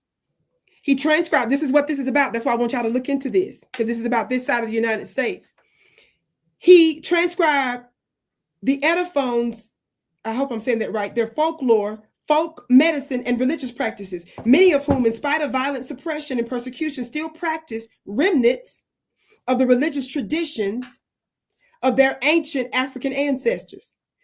The more than 1,600 women and men, when did I say this was, y'all? 1935. Remember, he was talking to actual some of the descendants of the ex-slave. I want you to know how close this was, right? Out of the 1,600 men and women practitioners interviewed by him, Mr. Hyatt, anxious to help document and preserve their important religious culture, volunteered to contribute to this historic archival study. What's interesting to note is that during the course of these interviews, it talks about nearly all of the women and actually an impressive number of the men declared with the strongest conviction that they were indeed true, quote, prophets, prophetesses, and doctors, commenting, and I'm quoting him now, this is him, "What type of thought am I trying to bring above ground where it can be studied? A continuation of a mental phenomena, centuries old, the syncretism of magical rites." He calls it pseudoscience and religion. We could call it an underground Gnosticism. To bring clarity, last sentence, a great many of those interviewed claimed that they were prophets and prophetesses because the, quote, spirits called them, or because their mothers or fathers came from, y'all ready? A blood lineage of two-headed people. Or because they were simply born that way. Quote, it's in the blood. Now, I want you to keep in mind what we said earlier about the ghost genes in America. And I'm trying to get you all to understand there's something that's happening on a larger scale with the transition of our sister. And the last thing I want to say, Brother Rich, if you don't mind me saying this as a spiritual teacher, those of you that honor your own ancestors, this was something that I learned later in life because I wasn't raised in this particular way because I was raised in a Christian home. I taught my students years ago in some of my ancestors' webinars as I was given divine revelation about the purpose of feeding your ancestors on the altar. And the revelation they gave me was that the altar was like a modem, the same way you would need a black box in order to tap into this communication system. Similarly, that's what your altars are about, to tap into a metaphysical, supernatural system. Watch this. But when you feed, they're the ones that gave me the revelation of feed. What's the root word for feed? Take away the D. Feed. Feed. What? The feed. The feed. The feed. Pay your ancestors. There's a transfer that happens when you feed them. Magically, there's a fee. So what happens? Just like there's a counter when you check out at the store, yes. Like there's an exchange table, a sacred desk, always, yes. So when you're feeding them, it's not nothing. You're feeding them, which means you're paying them, which means you're empowering them to act for you in the what? Unseen realms, so that things will shift and change in your seen world. Do that. And let's also pour a libation tonight for our dear sister, Assata Shakur. And I'm telling you, this is going to go towards our increase in power. I just wanted to say that. Let's get to another question. We're gonna do this one right here. How to navigate family still under religious psychosis? Like a landmine. You know, families with a black sheep, right? Are somewhat, I use the analogy of the family who raises a soldier at war or a man of war. So a man of war in the family is a black sheep because a man of war has seen things and done things that he cannot come back and share with his family, although he has done those things for his family, for the love of his family, for the future of his family, and for the safety of his family. However, that man cannot come home and sit at the dinner table and discuss war with the same family that he went to war for. It's the same way when you come back with this information and this knowledge. This is warfare. This is intellectual warfare. So you cannot share your war stories with your family that are still underneath occupation and whatnot. The place that you go to share those stories, the men who would fight war, social clubs, and you would find them at bars and places like that where men socialize so they could discuss things in private. But more importantly, they had secret societies like the Elks Clubs and things like that. So men of the same ilk could get together, these conversations, and not amongst people who are unlearned and profane and whatnot, and they're not of the same experience. So your awakening is a unique experience that others, unless they awoke or are awakened or awoke with you, you cannot have an awoke conversation with somebody that's asleep. So when you're in a household with people that are asleep, you might as well be sleepwalking, and attempt to, give them these wake up calls and whatnot. But you can't make noise in a house where everybody is asleep. Well said. I would agree with that. I would agree with that. Two things I would say quickly. I know that this is a spiritual community, and there are different ones of us that have different types of schools and academies.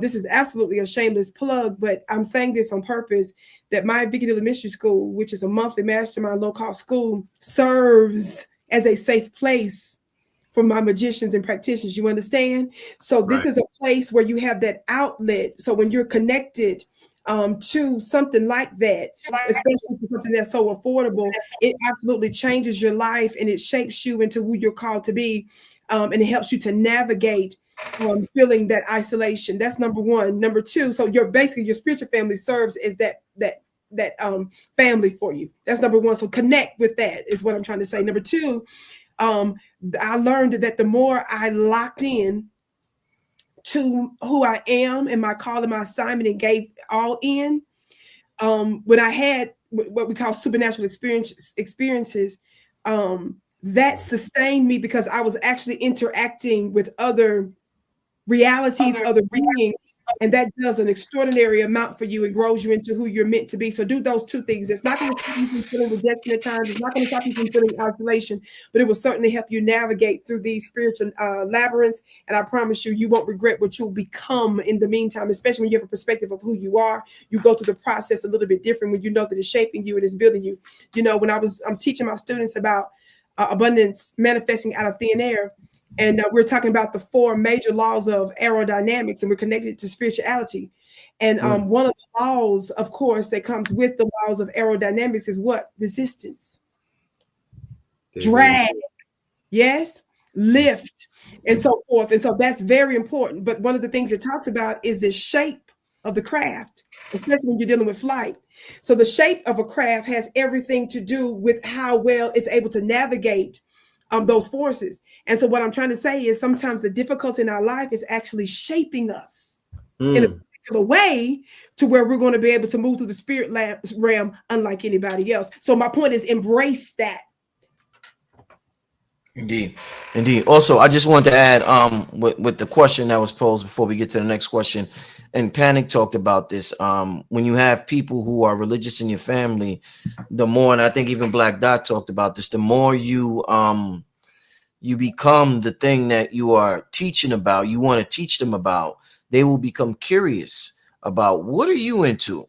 Like, you know, when you on and popping like that, like I'm on and popping in my family, and I don't mean to some people it may come across as arrogance, but your emotions are instructions to the quantum field. So when I talk like this, I'm giving the quantum field instructions on what to give me more of. So pardon my Harlemness when I talk like this, but this is how I communicate with God. Come on now. So when I talk like this and I walk like this, my family wants to know what is he into, and that's they approach me. I don't approach them. It's the best way to get your family to research for themselves, to be a living example, and they're gonna be like, what the hell are you into, bro? What the hell you been studying? You know what I'm saying? So that's the best approach. Approach.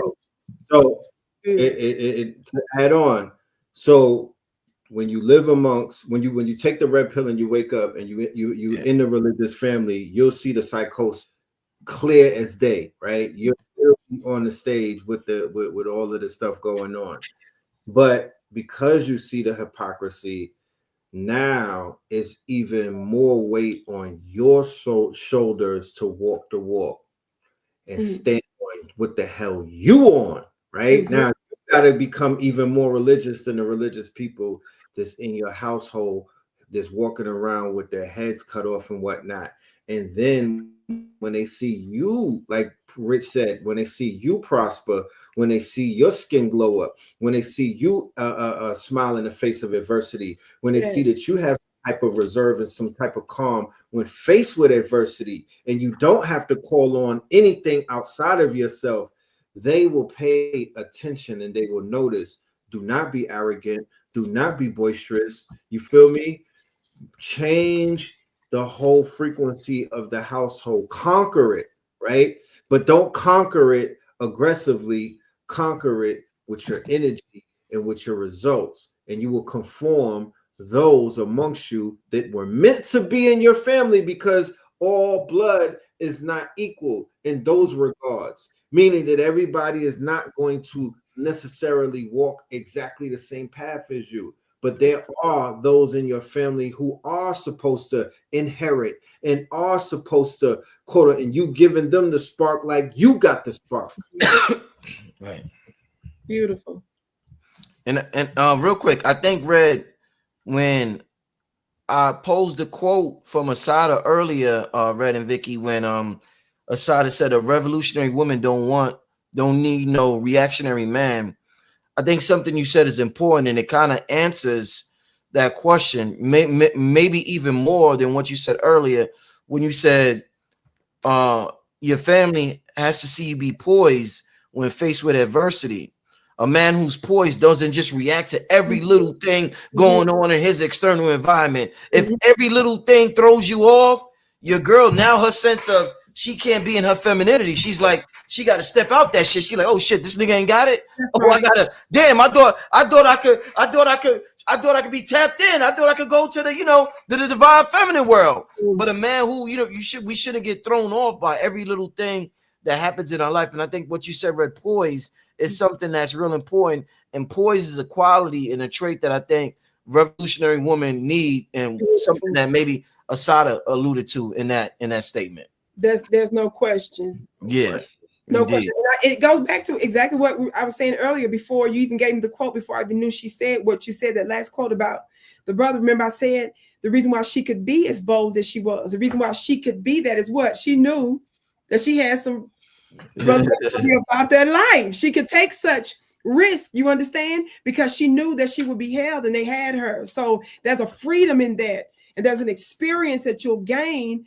And you'll never know the extent of the feminine in your life if that level of protection and security and constancy if that's not there, you'll never know what that could be with her. Indeed. Right. And war is not predictable. And if you are a revolutionary, my friend, you are at war. You better know that.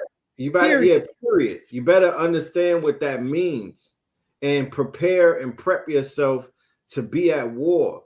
And when I say at war, please don't misinterpret or misunderstand, because I did say revolutionary, henceforth where I made the connection earlier about a man who goes to war. So when we're out here doing this revolutionary thing, we are at war. They have identified an enemy who actually is a living, breathing enemy, and they are really out there. But it's the same war that we decided that we're going to go on when we signed up for spirituality, and we said to ourselves one day when we looked in the mirror, maybe we was in rock bottom. Maybe we was looking in those mirrors where you can't see your reflection inside of the state pen and whatnot. It's real murky and blurry. Maybe we were looking in cracked mirrors and whatnot, but we did make a commitment to our higher self that's hiding somewhere behind in the windows of our soul, tucked behind some type of wall and whatnot. We was like, you know what? We going to war to bring you out. You know what I'm talking about? We're going to break you out like they broke out Assata. We're going to break the goddess in you out. We're going to break the God in you out. And when you make that commitment, then you go to war. What does war look like? Well, for the man who's committed to, you know, become the world champion of bodybuilding, that war is every single rising when the alarm clock goes off. Come on. If you press the snooze button, you lost the war that day. If you lose the war in the morning, you lost the war for the whole day. You're gonna get tested every single moment. But if you have a regiment, if you have a resolve, if you have a purpose, if you have a north star, somewhere that you're heading to, you can't say I'm going on a journey to be great and then look in the mirror and be like, I'm the greatest that I'll ever be. No, you're beginning this hero's journey, which is gonna involve breaking this thing down that you call the ego and whatnot. Whoever you thought you was, by the time you leave this war, you're not going to be anything like that anymore. It's the same thing with the revolutionary that goes to war. By the end of that revolutionary war, you're going to either say, yo, what the hell? This was not what I signed up for. This was not what I thought it was going to be. Or you are going to thank your ancestors for walking with you on this beautiful journey where you never took a loss, you only took a lesson. You know your spiritual bank account runneth over. Come on. Because you resisted the whispers of your weak self, who is in alignment with the devil. Henceforth, so many people are taking a knee in front of you and kowtowing and succumbing to their fears and whatnot. Yeah. You sleep good at night knowing, you know what? I'm passing all of these tests. I'm acing these shits. I'm at war with my lower self. I'm at war with my limits. I'm at war with my fears, right? So there's a war going on outside, like we said earlier. Some are on higher principalities. You know what I mean? Some of us are fighting spiritual wars in galaxies far away, and some of us are dealing with our red chakra, our lower chakra right on this planet. Some of us are dealing with worms and parasites inside of us, God damn it. But there's a war taking place, and we got to be battle ready, and we got to be ready for war at all times. Yes. And if you keep that militant mind state and you keep your head on swivel, you can still enjoy life. You can still back and you know, and enjoy the trappings of life, but you have to be disciplined, fam. I'm sorry to say it, and I don't mean to be the party pooper and whatnot, but this walk that we all have our fingerprints and our signatures on, this shit involves this involves a lot of pressure. This is not for the faint or the weak-hearted. People, you know, they experience this as a spectator sport. They literally treat this like sports, like we're like a trading card to some people. You know what I'm saying? But for those of us that are on the court playing the game, yeah, this ain't for this is not for the weak. Yes. Yeah, no, definitely. I was just I was looking for, I wanted to read y'all something, but I'm gonna find it before the end of the show. I want to read something out of a book. I'm gonna find it before the end of the show. I think this right here, I put up this because it reminded me of something from earlier. Shout out to C Diggs. He's a regular supporter, longtime supporter of the show. C Diggs wrote, "No more poor righteous teachers live a successful life." I think that, you know, when we observe the world and we observe people, you know, I read the quote earlier where Assata said, nobody in the world, nobody in history has ever gotten their freedom by appealing to the moral sense of the people who were oppressing them. I think that, you know, let's just take away the word oppress and let's just say black people appealing to the moral sense of white people. So by doing that, we have to cry when they cry. We have to smile when they smile. We have to frown when they frown. We have to pretty much follow any emotion they go through, because if we go through a different emotion, it may be looked at as not being valid. Invalidation was the word I was looking for earlier. What I like about what we represent, what I represent, you know, earlier today, I actually called somebody else I called to be on the show, but he didn't pick up his phone, was the brother 19 Keys. I called him. I want to get him on the show tonight. And the reason why I want to get him on the show tonight and have the show with y'all is because I feel as though it's important that I feel as though the pandering that's taking place to white people in Charleston White. Give me about 2 minutes, family. Charleston White, he did a video and he said that he is pandering to whites. He knows how to play on them. He knows how to play on their emotions. Everything he does is because he's trying to get the bag. He came out the closet and said that, like, yo, I know how to play them folks. I went to school with them my whole life. He was like, yo, I talk about everybody. He says, I talk about everybody. He said, he talked about Gilly the kid's son who got killed. Talked about him when he died. He said nobody said nothing. Nobody cared. He said, when I said something about Charlie Kirk, he said they started canceling my the shows that I had. He said, oh shit. He said, and he went off on white folks. He said, you hypocritical beep beep beep beep beep beep beep beep beep or whatever. And he went off. And I'm like, oh, Uncle Ruckus is admitting, Uncle Ruckus confessed that he's Uncle Ruckus for the bag. So what we have is a community. We have an algorithm of people who study the algorithm and said, hey, I'm gonna follow the Candace Owens blueprint. I'm gonna follow the Kanye West blueprint. I'm gonna appeal to them. I'm gonna pander to them. And David Beverly, or whatever his name is, Joe Rogan, everybody's gonna let me on their podcast because I'm gonna beat up on some niggas and I'm gonna tell them don't be victims and I'm gonna tell them that this is the greatest thing going on. It's an algorithm that's out there, a whole algorithm that people have caught on to. Yeah, you could get a nice little bag. What I like, and I mentioned Keys, what I like, what we represent, what Keys represent, you could love yourself. You could be pro-black. You could, and just being pro-black doesn't mean you hate anybody. Right, exactly. You know that, let's get that out the way. But you can appreciate your culture. Yeah. And be wealthy at the same time. Not just with fiat, but spiritually in different ways. I don't want us to think, because I feel as though a lot of people, when they look at us, they're like, oh, I don't want to be them broke niggas. Oh, no, I'm going to go over here with the successful folks and be high vibrational. You don't have to go that route to be successful. If you're a real God, you could be a God under any circumstance, under any way possible. You could show your wealth or whatever. So I love what we represent. A brother like Keys, who's out there with high-level conversations, doing magnificent numbers, more so than a lot of the other podcasts out there who have the algorithm of the Candace Owens, their job is just to beat up on niggas and uplift whatever the hell that they're doing at the current time. So I just want to give him a shout out, and everybody else who's out there who lives that life, who's rich and righteous. And when I say rich, I'm not just mean materialistically, but I mean spiritually. And if you're rich spiritually, it will reflect materialistically. So everybody out there who's living that rich and righteous lifestyle, I just want to give you a shout out and let you know you don't have to pander to white folks. And no, nothing against white folks. I know a lot of them white people are watching the channel right now. Shout out to all the supporters. At one time, a white lady was one of my biggest, gave me the most donations on the channel for about 2 years straight. On the channel, out of all the black people, a white lady gave me the most donations on this channel. Yeah. I want to thank all my white supporters for allowing me to be me.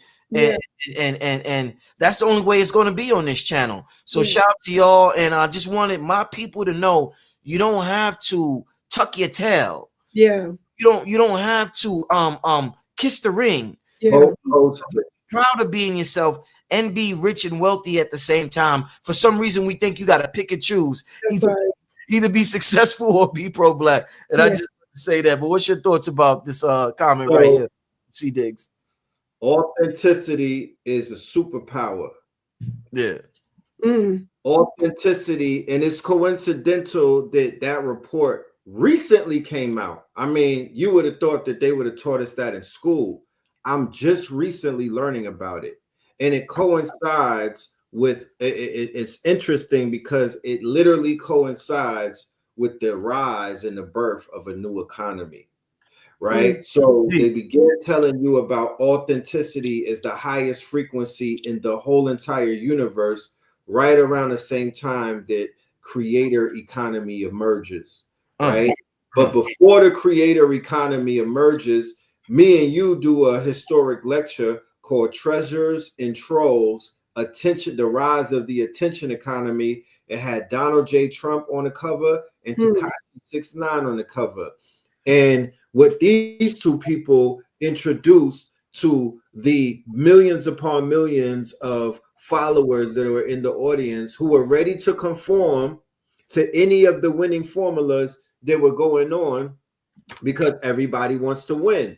So when they saw that being a troll had benefits and being a troll made you go viral, it had virility attached to it, being a troll and being controversial literally elicits the highest response on this internet, on social media, the way that they've designed it with the algorithm. It elicits, they said martyrdom elicits the highest response, and then after that is race baiting, race baiting, all of that back and forth, and then after that is basically people, just acting out, doing crazy shit like the pranks and everything.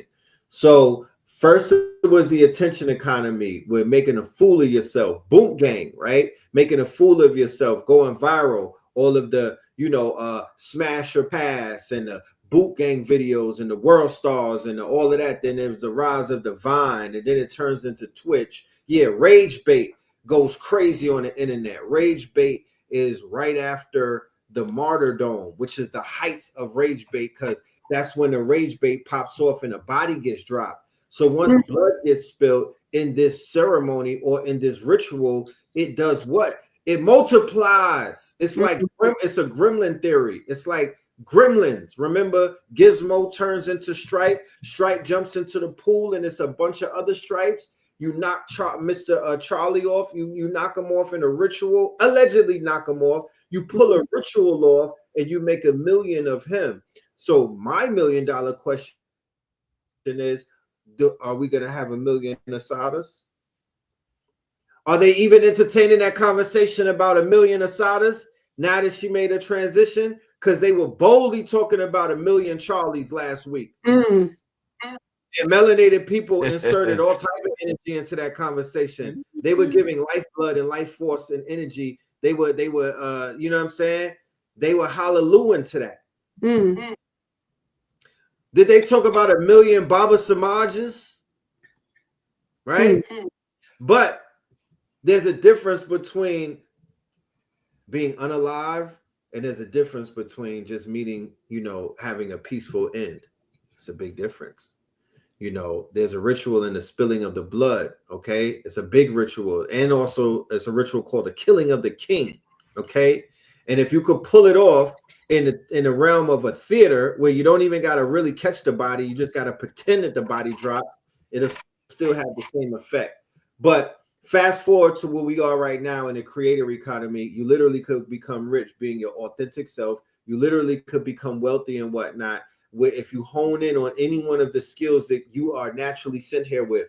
We are sent here with gifts, skills, and we can, quote unquote, develop talents and whatnot. So we got 3 things working for us. Then we got NIL, name, image, and likeness. Then we have the opportunity to go viral and whatnot. You could just keep putting shit out there until you go viral. Napoleon Hill, when you study Napoleon Hill and Think and Grow Rich, Napoleon Hill is a master because Napoleon Hill comes with formulas. Napoleon Hill is not just talking to talk. Napoleon Hill has applicable formulas that has kept Napoleon Hill as a best-selling author for damn near 100 years. So if the proof is in the pudding and whatnot, Napoleon Hill talks about repetition being the quote-unquote, being the cheat code. He talks about repetition and consistency being the cheat code that makes the universe bend at your will. So one thing that I know about the Ku Klux Klan, and one thing that I know about people who don't like us, is that they're persistent and they're consistent in what they're doing. They're not slowing down. They're not taking a day off. Every day it's a new episode. They're bombarding you. Even with the Charlie situation, there's 20 stories going on. That is the telltale sign of a psyops. That's how they keep you confused. That's how they keep you involved. That's how they keep everybody like this. Yeah. That's powerful what you said, But what I'm going to say is it's going to seem simple again. Remember the quote I just read to you, where it's talking about the temple, right? Mm-hmm. And it talks about their wars, and it talks about before there were race wars, class wars, it was first against, right? The ancient, it was amongst the Africans, and it was against the ancient, it was the African mother, right? What did it say? The first level of power in which control was sought was what? Spiritual. The second what? Economic. The third was what? Political. Remember I said that states would give a portion of tribute to the Sibyls for their magical work. You understand? Because they understood by giving to the feminine, what did it do? It blessed the entire economy. Now, if you had sense enough, some of you that knew about some of my webinars that I was doing 3-4 hours long with my divine unmatched transmissions that I get, where I'm talking about geopolitical stuff and metaphysical stuff together. These are not things that I naturally think of. These are transmissions I'm giving. When I was talking about the fall of Bashar al-Assad in Syria, when I was doing a bunch of stuff related to Netanyahu, when I was doing different things in Iran, which is, of course, Persia, when I got into some of that, why was I getting into some of that? When I was talking about the interconnection with some of the Sahel countries, yes, some folks love to talk about Burkina Faso's Captain President Traore, and some of the others. I was on him a long time before it went viral, but people wait till they did. They talk about and stuff. They quoting us. People repost. I'm gonna put everybody out there. Repost it. Oh, they tell me, no, did you repost me? Right. Let me tell you something. You may have an area in your life that's off, baby, because you ain't doing it right. I'm telling you, this is the economy. I'm bringing it up for a reason. The first minting took place where? The first. Say that again, Vicki. In temples. In temples. It's spiritual. Money is a spirit. When they demonetize you, what's the root word of demonetization? Monetize? Would you say red? Demon. That's a spiritual attack. But the demonetization is when the demon is out. Baby, it's an interconnection between the dark world, the light, all of it is what I'm trying to tell you. I ain't gonna get all that. You gotta come messed up. But I'm bringing up the Syrian stuff, the Netanyahu stuff, the Israel stuff, because these were high-level places where there were trade routes. Guess who used to control them? Mama. Who? Mama. Excuse me? There's a new economy. The stuff some of y'all talking about ain't gonna work. What appears to work now, those that you revere as billionaires and millionaires now, ain't gonna be leading in the new world. I don't do talks on money like that. My spiritual team said you're gonna be doing talks on these revelations we're giving you, because the people that's got it now ain't gonna be running ish in the new world. This is another reason they overthrew your ancient mothers, because they were very wealthy, because they were controlling the trade routes and the seas. They had a connection to the underworld. The who? The Naga? Mermaids? Don't y'all know that it has to do with the shipping, the very things that we see? Why do y'all think they're fighting in a lot of those regions right now? That has everything to do with specific trade routes, pipelines, and a bunch of other similar things. And just to help some of you religious folks out that know the scripture, I'm going to help you. Believe me. There's a scripture that says that the wealth of the wicked is laid up for who? Who, Vicki? I want my people in the chat to tell me. I can't see the chat. I want to, where my former religious people, tell me the rest of that scripture. The wealth of the wicked is laid up for the who? Starts with a J. I want to see if somebody know. I'm not even going to look at the chat. Tell me if somebody get it right. It start with a J? Yep, it starts with a J. I didn't see it yet. The wealth of the wicked. The just. Who said it? The just. What does that mean? Darryl Bay. Darryl Bay. Give me Let me hit the gavel on that. That's a scripture. What does it mean? The people that a spirit is allowing to store the resources ain't gonna have it. When that transfer and shift happens, you better come to your mama. I don't want to hear some of that stuff some people be talking about. You ain't running ish, baby. Your ancient mothers had the connection to the trilateral spheres. They kept the plan simple. Bless your mama and everything else will be blessed. We have complicated this thing, and there are some areas of discipline, of industry that requires that level of complexity, that level of detail, that level of being assiduous, yes? But the general principle, and I ain't finna let nobody get past it because you ain't gonna be running issue in the world, is still back to your ancient mamas. The face of some of your ancient civil mothers was on the original coins that were minted. It's a reason the state level folks, it's the reason why high level folks made sure to what? Bless them. You ain't finna get away. You're gonna come back to me after y'all done with all the talkings, the analytics, the demographics. Guess what? To get the money, guess who gonna get it magically? I said, guess who gonna get it magically? While you spend all that time figuring it out. Come on, spirit. When you spend all that time, ninja, of getting it together, who's gonna be able to shift it in the twinkling of an eye? I am, because you're doing it for me. So it's best that you bless me now, ninja, so you don't think that somebody stole from you. It just makes sense. Just bless your mama. You get to keep a little bit of it with your silly self. You around here blessing each other with your husky six packs and the muscles. No, baby. I know it looked like for a minute, yeah, that you got it. What do you think the tariff stuff is about? There's some changings. There's some shiftings that's going on. I was sharing this with some of my students. When you see the EKG chart, doesn't that match an economic chart with stocks? Oh, yeah. Pull it up. Somebody pull it up. Pull it up. Money is a spirit. And they tell you stuff is controlled a lot of times not by what actually happened to the economy. They tell you this happened based on what? Consumer confidence. The moment somebody starts to make a move that they're fearful of, they move a certain way. Right. They do stuff on purpose to shift money. Money is a spirit. It matches the EKG, the heart chakra, the electricity. That's also in the womb chakra. You ain't even gonna have it. I prophesy.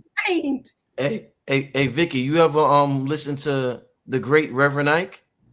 It's been, I ain't gonna lie, it's been a long time, but I know he was always on that money. He said, money is a woman. He said, money is a woman. He said, money is a woman. He said, that's a woman right there. Reverend Ike used to talk. He had a whole sermon about it. King Simon know more than I do. King Simon, if you're in the chat, tell us what Reverend Ike used to say about money being a woman. Wow. King Simon will tell us more in the chat. So yeah, I just want the people to know, baby, don't play yourself. Don't be playing yourself. The economy is shifting back. They're going to let you play yourself for a minute. And when your money transfer, you're going to be looking up like, oh my God. I'm going to be like, thank you for doing all the demographics, the analytics for me, baby. Thank you.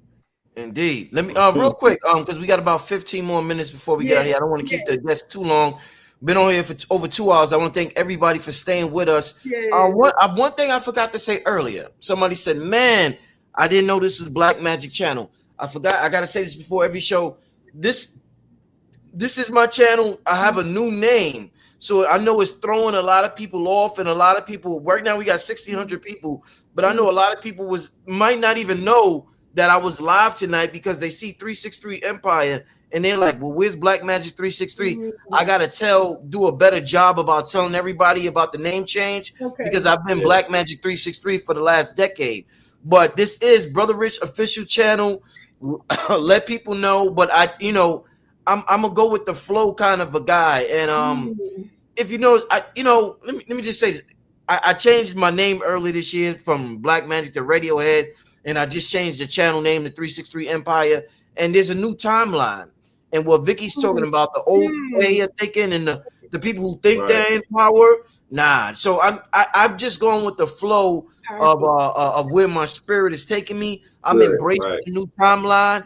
We all will embrace a new timeline a different way. My way of embracing a new timeline, I wanted to take on a different energy signature because one of the most biggest spells you could do is what you call yourself. That's true. What you call yourself is very important. That's a huge voodoo, hoodoo, whatever you want to call it.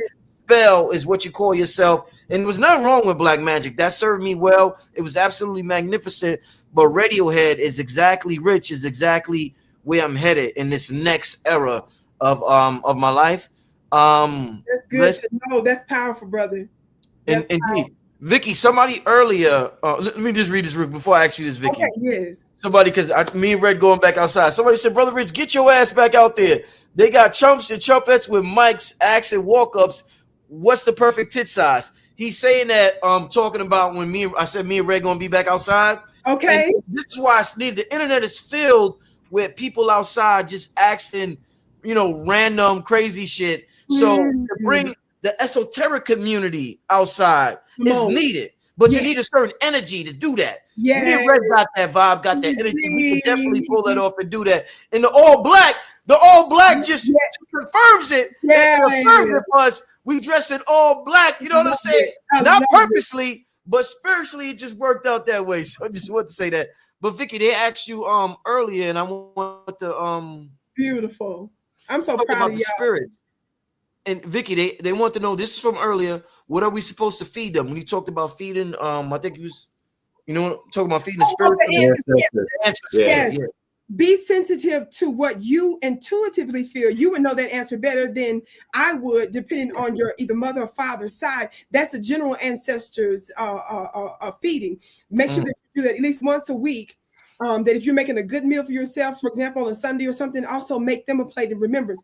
But specifically today, I'm really referring to our dear sister, Assata Shakur, whether you want to pour a libation. So I don't care whether that's water, even, you understand, water, even in memory of her and speaking her name. My point is, I just want you to begin to activate things related to that. But that's specifically what I was talking about. I was mentioning something about my ancestors webinar. I give great details about those rituals there. But one way you can get started with ease is just have one little part. I don't care if it's a corner of a table. Make sure it's nice and clean. If you buy a little tiny table, if you have something that's either on your shelves or in a chest of drawers, a chest of drawers, a dedicated spot, even if it's on another one, just make sure it's nice and clean. It's fine to have even a glass of water there, perhaps even a white candle. If you know that your family was Christian and the Bible meant something to them, if they had a particular relic.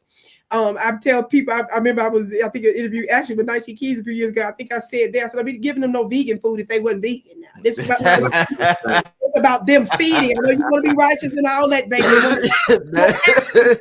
Remember, it's not about you. You see, the spiritual world works differently than that. It's about what empowers them, what feeds them, feed them, right?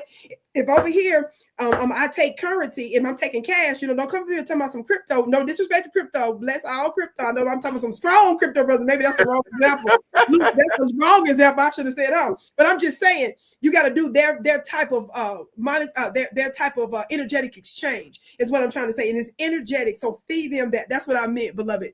But make sure you honor your ancestors. But specifically, I was talking about maybe pour libation in remembrance of our sister, since we were, of course, talking about her ascension and what that means. But I was just saying to pour that out. So maybe some spirits or even a glass of water in honor of her. Does that make sense? Indeed. No, definitely does. Let's continue to wind. This is, man, I had so much fun on this show tonight. So much fun.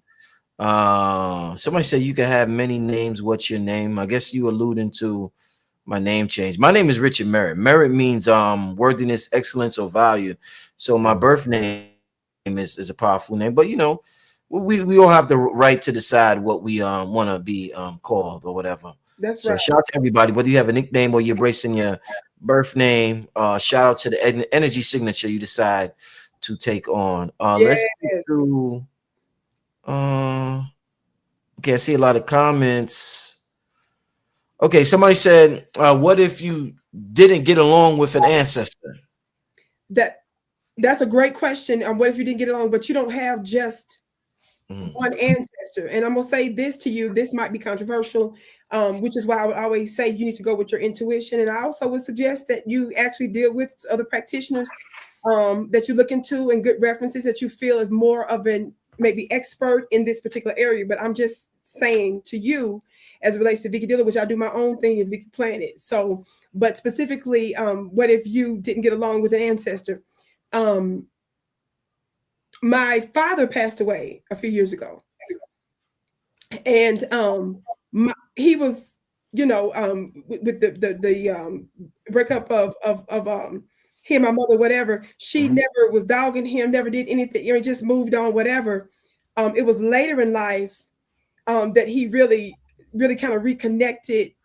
And even that was at a distance, but I didn't have any bitterness. That was never even like, I don't know, I'm different. I'm just, oh, okay, kind of stuff like that. Mm-hmm. So it wasn't I didn't have those kind of things like that. I mean, there were times where I understood maybe why I engaged with men in a certain way, but it was never a bitterness type. I miss you kind of, no, it wasn't. Okay. It just, I got something else going on with my life. So, okay. Well, I won't say what, because again, there's certain things I'm not supposed to say publicly. But something took place related to his death a few years ago. And I did something that had to do with his passing as an honoring. And it was heavy. Mm-hmm. There were some shifts that took place in my life. Mm-hmm. Sometimes when I got he was in the military for a short while too. And I found that he got awards for being a sniper, a marksman. Why am I bringing that up? There's an assistance that I have in the spirit realm now in a different way. And sometimes some of the most problematic ancestors would go to war for you in a way that they didn't necessarily when they were on this plane. You understand? Now, again, you got to be a part of my school because I have a particular jurisdiction, a certain sanction and certain protection that are for people that have a connection with me. You understand? So what I would say to you is not for everybody always. You understand? So that's why I'm telling you, you go to whatever, a spiritual practitioner that you deem necessary. But there are some ancestors that some would say to stay away from and this kind of stuff. But I'm saying it is my belief in Vicki Planet, Vicki the Mystery School, that there are some ancestors that perhaps did not do 100% right as they should in this particular plane. But some of them be about their life. It's about their life when they ascend in a certain way. And so they become grow in rank because you want your highly ranked ancestors a lot of time to do certain things. But there was something that took place that I did. And I just noticed some shifts. And I'm saying that's my experience is that sometimes they can be some of your best allies. Powerful. Very powerful. Let's keep this thing going. We're gonna do one more question, then we're gonna get out of here because we're gonna do one more question. Let me see.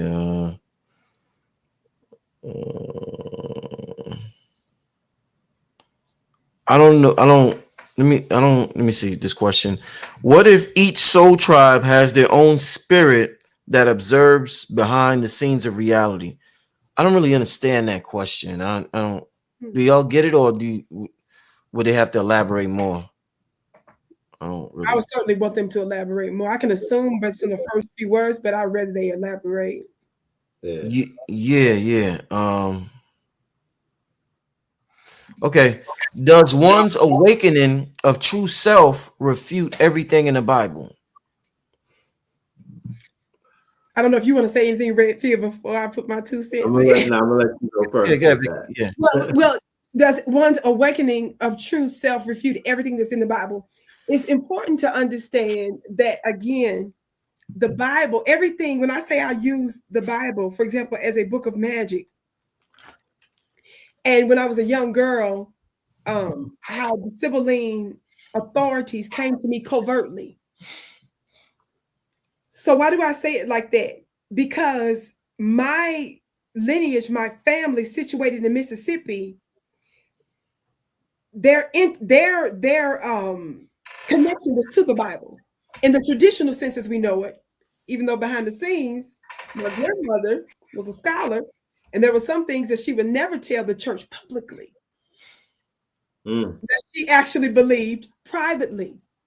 But energetically at home, she was seeding a different energy to me of all the children. I'm going to leave that right there. Keep that in mind when I say this next part. So while my grandmother was such a scholar that she started one of the first libraries in that Baptist church, and they named Bible circles after her. Mm-hmm. But she had a Quran at home too on that shelf with all the books. That's right. Like my mom, yeah. You understand? I'm just, but I'm saying she wasn't gonna get up to the front of the church and be like, "Oh, I'm studying," and she had some more stuff. You understand? Because she's a scholar. there's no way you can start to study and not go further, even if it's with the Bible. You see? Now, why am I bringing that up? Because they're moving. My spirit team, I'm gonna use simple language. My spirit team is moving in interdimensional spaces, right? And if they know that you're confined, or this is a particular crack in an access point, we're gonna call it, right? To you, they'll use that means temporarily to get to you. You see? Right. They'll use that means, and then they will take you what? Further, just so that they can get that activation. Right. Now, that's one element, that's one phase to this. Number two, the Bible itself is a compilation of different spiritual systems, prophecies, authors, and much of which came from your Black ancient mothers. That right now, the current press secretary of the United States is trying to say, retweeted out something that intimated that certain scriptures and this earthquake that happened in this state had to do with Charlie Kirk getting murdered. You got Paula White twitching her hips out there, still calling them folks the chosen people. You understand? Is that true? The interpretation they're giving us? Hell no, that ain't that. Now let me tell you something. The reason why I'm effective in the way I use certain texts is because my ancient mothers, they're prophetic, vibrational. Brother Rich just now told you a little bit about the secret when he talked about the signature code of naming, of spelling. There's something that activates, not just, there's something that's called, I grew up in Mississippi, so down we had pecan trees in our yard, blackberries, all that, but up the road we had a walnut tree. And the walnut, before you could get to the meat of the nut, it had a hard outer tan shell. Yeah. And before you could get to that, it had a green, bitter one, you understand? So on the outside, to the unsuspecting, all you're going to say is, this is bitter and green. I don't like that. But if you pull back another layer, then you're going to say you're going to get to that hard tan shell, right? But then when you crack that open, what you going to get? To the meat, which is that esoteric. So it's about how you're using a thing. So it's many layers to it. There's corruption to much of it. How the interpretation of how someone used it, because when our ancient mothers prophesied a lot of that, it had nothing to do with it. The book of Revelation, when it's talking about the seven churches, weren't seven churches. Those were her temples. They were the ones who were persecuted. These quote unquote Christians around here, y'all all right? That wasn't even you. You lied. That's identity theft. You see? You had that. That ain't even you. But there's still vestiges of magic still on it. You see? So even when you move it a bit, there's an electricity to it. There's an energy to it. So it's not about whether I don't even forgotten how the question was written. So it's I want you to keep that in mind. It's not really what you think. We use this as magic. It's how you do it. And so it's about it's a spiritual, metaphysical, and an interdimensional thing. Plus them folks will misuse it. They lying about it. They're making war. Listen to me. They're making war with the words. So if you've got somebody who is of that original cosmic stuff, like your ancient mother, so when the Vicki Dillard says something, let me tell you something real good. It carries greater weight than the President of the United States when it comes down to these things. It carries greater weight than the White House press secretary. It carries greater weight than Paula White. It carries greater weight than some so-called scholar. You see? Because there's a cosmic thing, there's a genetic knowing, there's a code on the inside, and that thing only activates. That word do what I tell it to do. It moves different when it's in my vibration. You understand? Because when you are the word, when you are the logos, it moves differently when it's in the proper hands. That's in fact the reason why the world has come to the end that it's come to now, because they can only go so far with the word that they stole. They can only go so far. They were able to go this far with their world, but that word has come to an end. And if I tell you I'm Vicki Dillard, what if I tell you this, it's going to scare you? I might write a new Bible for the new world. Are you playing? That's in me to do. The new word that the next several generations will be going off of. You understand? That's the authority of that. Your ancient civil mothers were always prophesying. There's a reason why in every major religion, Islam tells you so-and-so is the last prophet. I'm going to leave it alone. In the Bible, they tell you in the book of Revelation, don't add or take away. Many of us believe that was an addition that was added there because there was an authority that the ancient civils had, and they didn't want anybody, they wanted people to believe that whatever they did to it at that time, that particular scroll, they didn't want it to be tampered with. So they wanted you to believe that came from their mouths. So they added that as a propagandistic warfare tactic. It was a preemptive war strategy by them saying, don't take away, don't add. So in your mind, they'll tell you this is the last book. They'll tell you this is the last prophecy. All major religions. And I know I'm going to war with a lot of them when I say stuff like that. There's a reason why they tell you that, because you're not the makeup of that. You're not the authority that has the power to give a word. So because you know that's not in your bloodline. See, that's the wisdom of the ancients. You see, they put a level of this power inside of the actual lineage. You see, so that the powers that shouldn't be can only go so far with the words that was written. You understand, and how they made mischief. So that's one of the major reasons why they tell you, Gaza, you black woman, Gaza, you bitch, Gaza, you whore. And the reason why the black woman in particular, because we have the mother tongue, the access point by which many things spin. You understand? Motherland, mother tongue, mothership. That's how it goes. So then, as a warfare strategy, every major religion tell you, so-and-so is the last prophet. This the last book. No, ninja. Lo, I come in the volume of the book. You understand? The umbilical cord. The umbilical cord. I am. And so that's how this goes. So you have to keep all that. It's a lot, but keep all that in your head. That's the answer to that question. Can you pull that question up again, Rich? Is that possible? Oh man, the chat real quick with it. The chat is moving so fast. Let me see. Sorry, I took so long with that. But that was well needed. Did y'all notice something too in the movie? I waited late to watch it, but I did see it a few months ago. Ryan Coogler. Sinners. Yeah.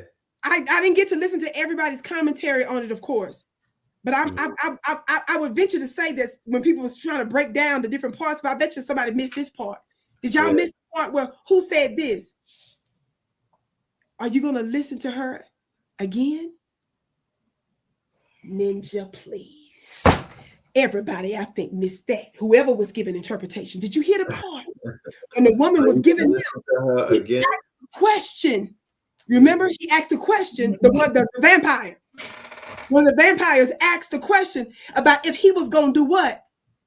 Listen to her. Oh, when they were trying to get in the door. When they was trying to get in the door, right? Do you remember that, bro? Do you remember? I remember that. Listen to what? Her. And remember the Bible, as corrupt as it is, this is one of the corruptions when it said that he sinned by not listening to the woman. Of course, you're going to blame us. You see? No, that's exactly who he was meant to listen to when they overthrew your ancient black mothers. You see that? And so even in the movie Sinners, he asks, you going to listen to her? Yeah. Yes. So let me just answer this because we can move on. Yeah, so we can move on. When you, the book, the Bible, the question that was asked was, is it all a book of lies when you wake up? And I would say that when you wake up, you alchemize the book. Yes. So alchemy is turning base. Excellent way to put it, right? Yes, it is. When you wake up, when you become true and living, when you become true to, when you realize that you're on this path and you wake up, you literally alchemize the book. So the book becomes a magical book. The case in point that I would use is imagine going back to read a book from kindergarten with your college brain, right? If you go and pick up some of the books from first grade, now that you're in college, you have an advantage over that book, and you actually can overstand the book now. So as you go on this journey and you become wise and exact and you become awakened and whatnot, and you realize that the book is allegories and it was speaking about prophecies, and this book is a magical book because Blue Pill does mineral ministries every Sunday, and he reads from the book based off of he reads passages based off of the days. So September the 28th, he'll read the passages from 9/28, shit like that, and it's perfect alignment with the dates. So the book is living, right? It's all about the eyes that are looking at the page. You know what's going on with those eyes that are looking at, because we can all look at something and interpret it differently based upon our vision, based upon the way that our mind works, based upon our aperture. How wide is your eyes? How wide is the light coming through your eyeball, your pupils? Indeed. Man. I can't tell y'all how much one of the best parts of the show, and I hope y'all take advantage of this. You know, a lot of times they have events and they utilize the energy from events for their ritualistic purposes, like Super Bowl and things of that nature. I feel as though with a show like tonight and shows that we have, I want us all after the show not just to shut off the computer and go back to our everyday lives, but to carry on the momentum from the show. Come on. This show brings an immense amount of, like, this is what being a magician is about. And I don't even call myself Black Magic no more. I'm Radiohead. But Radiohead is more magical than ever. Radiohead is more bad. But listen, the energy of this show, you carry it on after, family. You carry this till you go to sleep tonight. And when you go to sleep, your subconscious carries it to the next day. Repeat, rinse, recycle, whatever they say. You know what I'm saying? But bring this energy until you go to sleep tonight, family. It don't end when the show ends. This is a beautiful show, like truly beautiful. I had no idea. I'm looking at this comment. I swear I had no idea we was gonna wear all black tonight. Everybody keep saying that. That was the vibe of the show, and that's the time, that's the energy that we got to tap into. Like I said, family, me and Red is back in the streets with the camera. We gonna be in the hood. We gonna be everywhere in Atlanta. We're out there. We're not just. This was a good era. I appreciate this era of being in the front of the computer. Me and Red is out there in the streets with the camera. We talked about this the other day, so it's no coincidence. I want to thank the cowards for inspiring me. Thank everybody for the inspiration. Also, before we want to get out of here, I just want to say I really, because somebody asked me, where can I get the cigars, Brother Rich? I really, there's nobody. I just want to say this. There's nobody in the world on the internet who's speaking like how Vicki Dillard is speaking, with the feminine authority that she's speaking with. So I'm Vicki, I swear, Monday, not tomorrow, but Monday, I'm gonna send you 5 of these. Y'all heard it.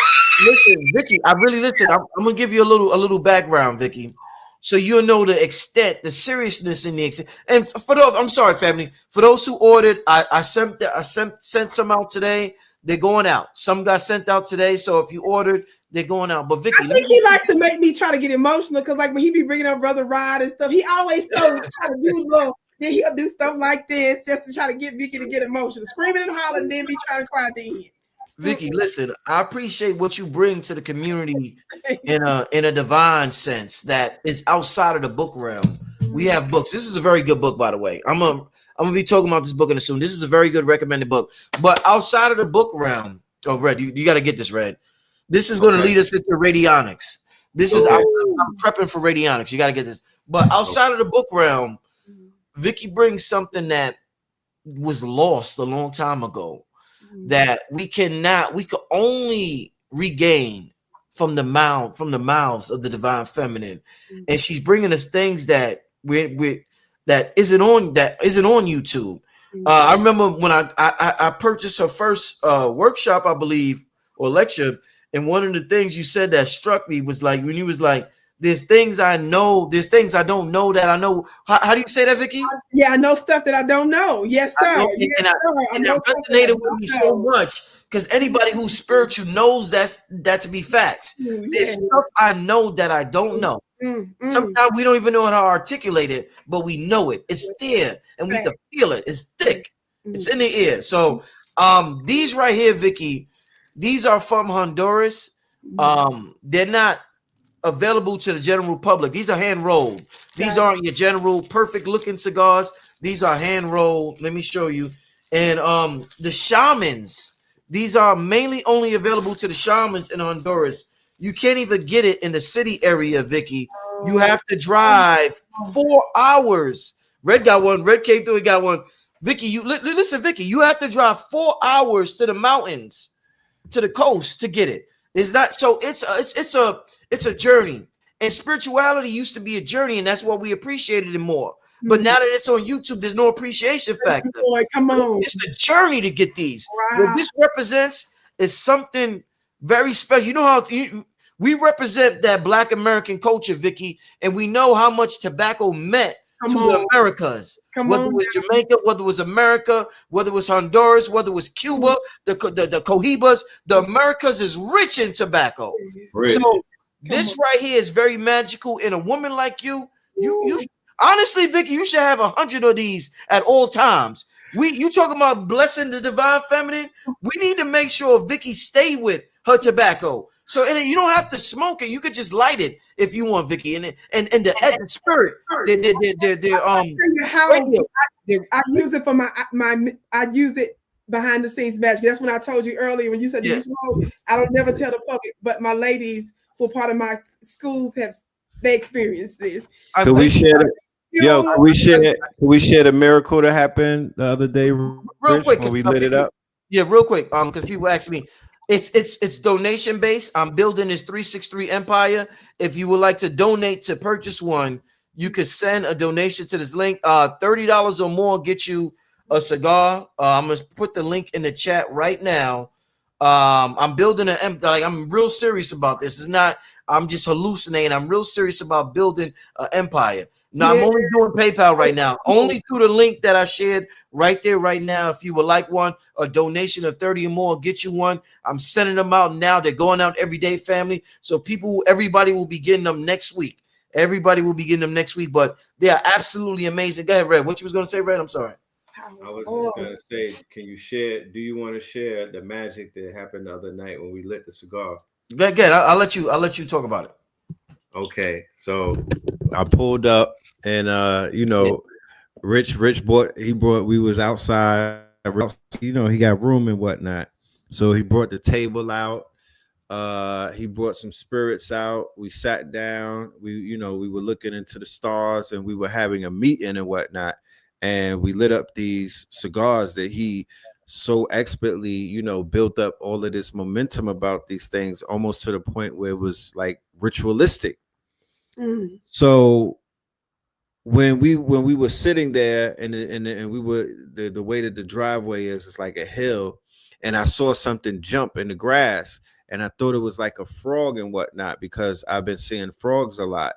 And then Rich tapped my shoulder and said, "Yo, you see that?" And I thought that he might have saw the frog in his peripheral, but the where he was looking at was not where I saw the frog. So he literally pointed, and there was a deer. Right? It was right in his yard, a whole deer, a humongous deer, and the deer did not run away. He was just from listening us. to us. The deer was there for about 5 minutes, just listening to us. So we're literally smoking these cigars, and the deer's like, and we're talking. I swear, and the deer's like eating grass, and one ear is up. He's like, "Yo, that's like he's in the audience, like he's in the audience, like I've been waiting for this moment." The deer was just like, "Word, niggas, all right, good, okay." He just like. Deers run in a land, like deers run from humans. Deers don't stick around once they got reflex memory. They tell you. They tell you in this hunter type of mentality that you're supposed to unalive a deer. You're living in their habitat, mind you. Like we're in their habitat. We're in their habitat. Yeah. But they'll tell you that you should unalive a deer if you see them on your manicured lawn. Like, come on, fam. Wow. What part of savagery is that? Yeah, exactly. Yeah, a beautiful deer too. Big, beautiful deer, huge. And it didn't run towards us. It was not intimidated. It was in a natural environment, and the fact that it was at peace with our energy. Come on now. Spoke a lot about what we were sitting there doing and the moment in and of itself. So I just wanted to share that with the fam. Hey, Red, then after that, the rain came down, and then it started raining, and it was not on the forecast. It wasn't on any one of our forecasts. It started raining on us. And so we sitting there just on some, we New Yorkers. Like this is different, man. This is different, man. Somebody said, listen to Pac tonight in meditation. I'm so glad that you said that, because I literally was gonna say, after this show is over, to keep the ritual going, play us on the YouTube, put your black on, turn the lights out, and then get into Tupac Amaru Shakur. And that right there will tap into a humongous, quote unquote, that will take you where you need to go. Wow. Especially those that got the cigars. Yeah, man. That's deep. You Robert, blessed me so much with this. This is so extraordinarily powerful, so freaking magical. And this is just healing so many dimensions. And I cannot tell you online the importance of those cigars, and the fact that you're even saying that when you asked, because some folks were shocked. I know some of my ladies were when they saw me, but this is something that we do sacredly because it's directly connected to how we tap in spiritually. And so you have no idea how much you blessed me just by even saying this. So I'm going to be texting you as soon as we get off of here, my mailing address. And I pray that you attach your intentions to it. Oh, yeah. Look, empire. Is that what you said? Okay. Yes, sir. Yes. Indeed. I got it. Yeah, like that, like definitely, like you definitely we need to keep you with these. You the spiritual work you're doing is definitely needed. The work Red is doing is needed. Like I said, this was I just really want to stress before we get out of here.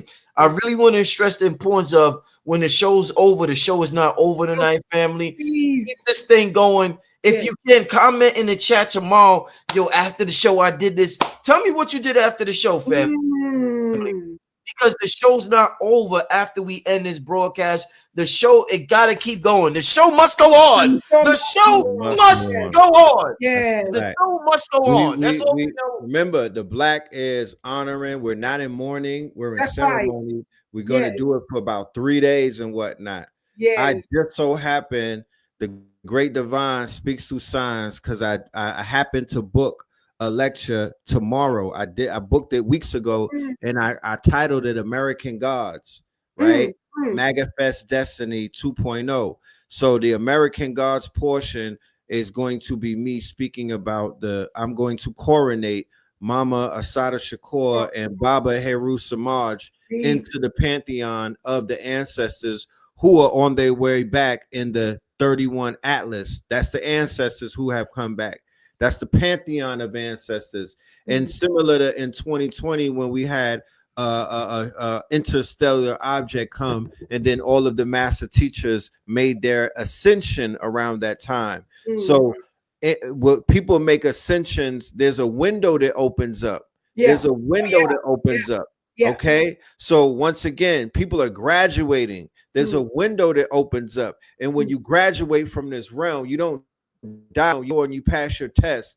This is considered to be prison for all of us who've been in purgatory before and whatnot. This is considered to be buried alive on this planet, or Malkuth, or what they call this plane of existence. And the good die young because they passed the test. I'm gonna just leave it at that. Wow. Deep. The good, they're not dying, they graduating. The good are not dying. They like, oh wow, good people dying. No, nigga, they got early work release. They got early work release, nigga. Level up so you could go and hit the yard with them, because we all going to the yard one day. I'll see you in Valhalla. Wow, deep. With that being said, I want to thank Vicki Dillard. I want to thank Red Pill. Vicki, make sure you send me your P.O. box after the show. I will. I got Vicki after the show. Vicki, I got you, Vicki. You want to tap into some magic like you not sweet. My magic is working.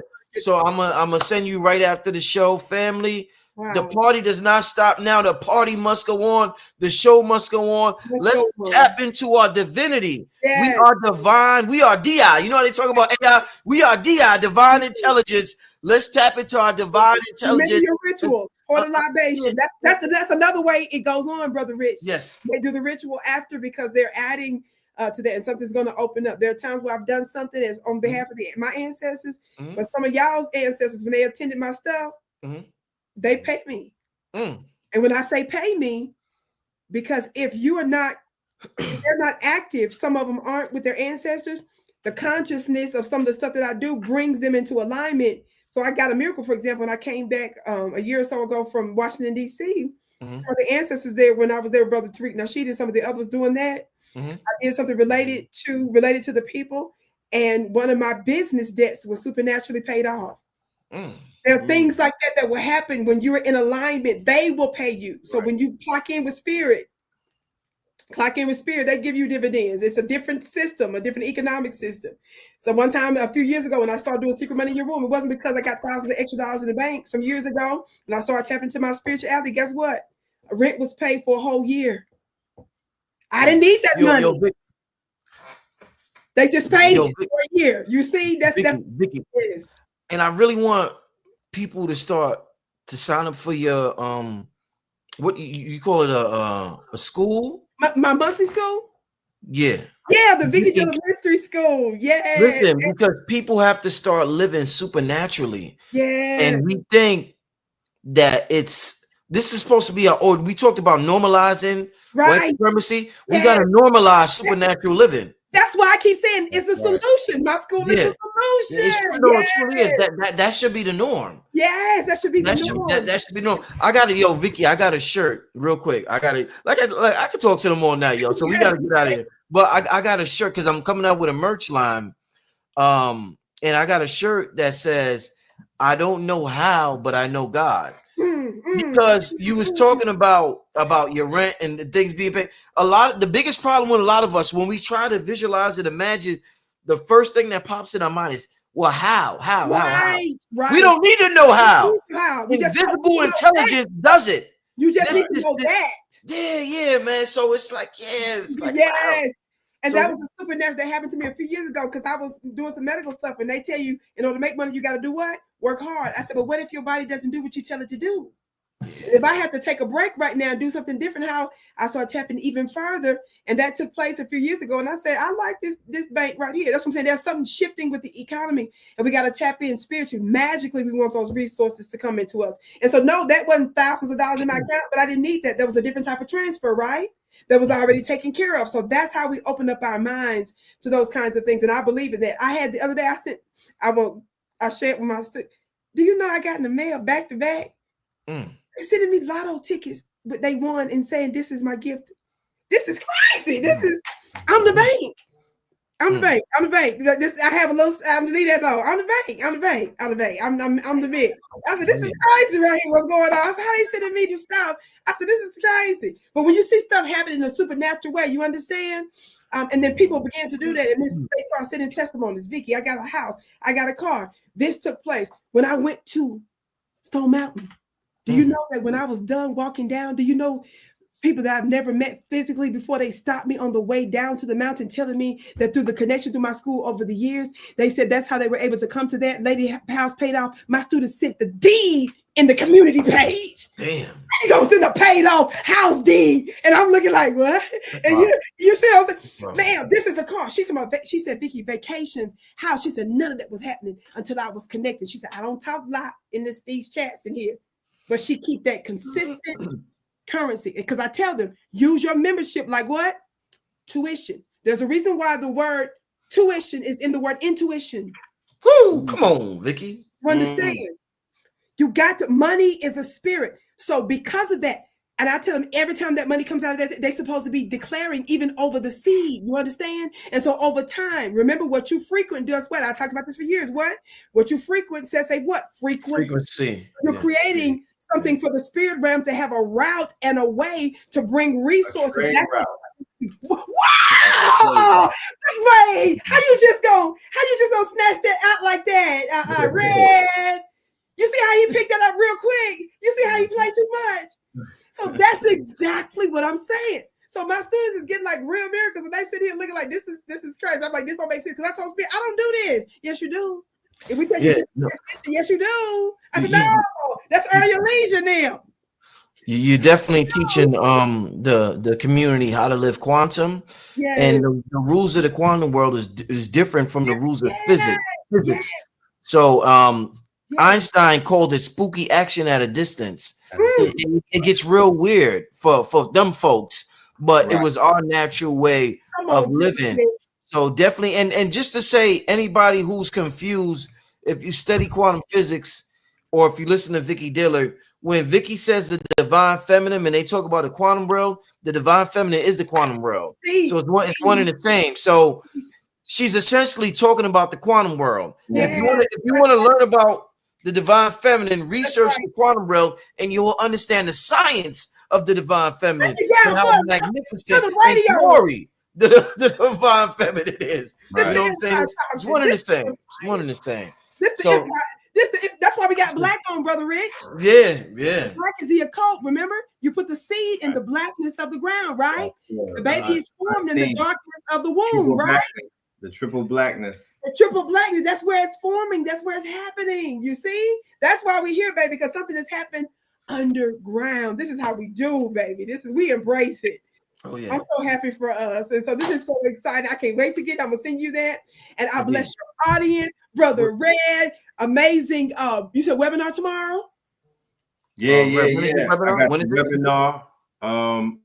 I dropped the link in the private chat. That's gonna be me and Blue and a young brother that I'm introducing and whatnot. And I feel so good tonight. This has been such a powerful show that I'm offering 30% off to Rich's audience if they put the code MAGAFest in the checkout. MAGAFest. I love it.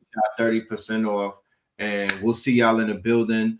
The work must continue. The teaching must go on. We must eradicate cowardness, fear, and doubt in our community. You will not be in doubt and you will not be in fear. I don't care how the other side moves on the chessboard. If you are quote unquote centered in your purpose and whatnot. That's and right. going back to the question earlier about having a sister, a goddess like Assata Shakur, why they can't be with a man who is reactionary and shaky. It harkens back to the game of chess. The goal in the game of chess is to do what? Protect the queen. Because if the queen gets checkmated, the game is over. So Sada gets taken out, then everything falls. You understand? They checkmate her. They would have took the game out. She did not get checkmated. She won the game because the queen was protected by power. Let's just say power. She was protected by the divine feminine, masculine, and all things divine. What you say? Please, Vicki, Red, please leave your contact info so they can contact y'all before we get out of here. Just everything you need is at VickiPlanet.com. That's my website.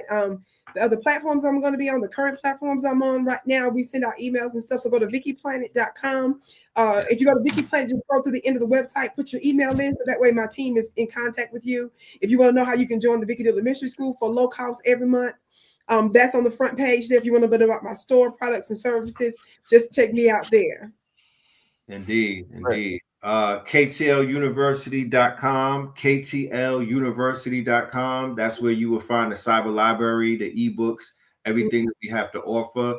Know the Ledger 444. That's the YouTube channel. Melanin Monday, Third Eye Thursday, Sacrilegious Sundays, More Fire Fridays, and Saturday Night Live. We will be in the building. We got a show tomorrow, Saturday Night Live. Make sure y'all pull up. It's going to be legendary. And with that being said, peace, love, and light to the family. Shout out to Mama Pill. We'll be in New Orleans with Mama Pill October the 18th. And shout out to Blue Pill. Yeah. And we'll also November the 1st, November the 2nd, me and Savon Bomar, we make history. Make sure y'all are in the building for that. I am in the gym. I'm getting ready. I'm on my Bud Crawford. You know what I'm talking about? This is a title bout for me. So yeah, I'm treating this like a title bout. You know what I mean? We are going to shake. We're going to shake the pillars of the matrix with this one. November the 1st, November the 2nd. All Saints Day. When the veil is the thinnest and we wear black and we talk to the ancestors that day. That's when we make history. I love it. Hey, family, with that being said, this is Brother Rich. Yes, thank you, Brother Rich. Bless you, Brother Rich. Bless up. Amazing show. The Empire, baby. Red got his I can't wait. Red got his cigar. Listen, we gonna be lit. We're gonna smoke some Charlie. Yeah. I need my witches. I need my divine fell. I need them to be tapped in. Vicki, I got you. Red, I got you, my brother. We signing out, family. Thank you for tuning in. Keep the party going, family. Peace and blessings, y'all. All right, peace, y'all. Yes, sir. Peace.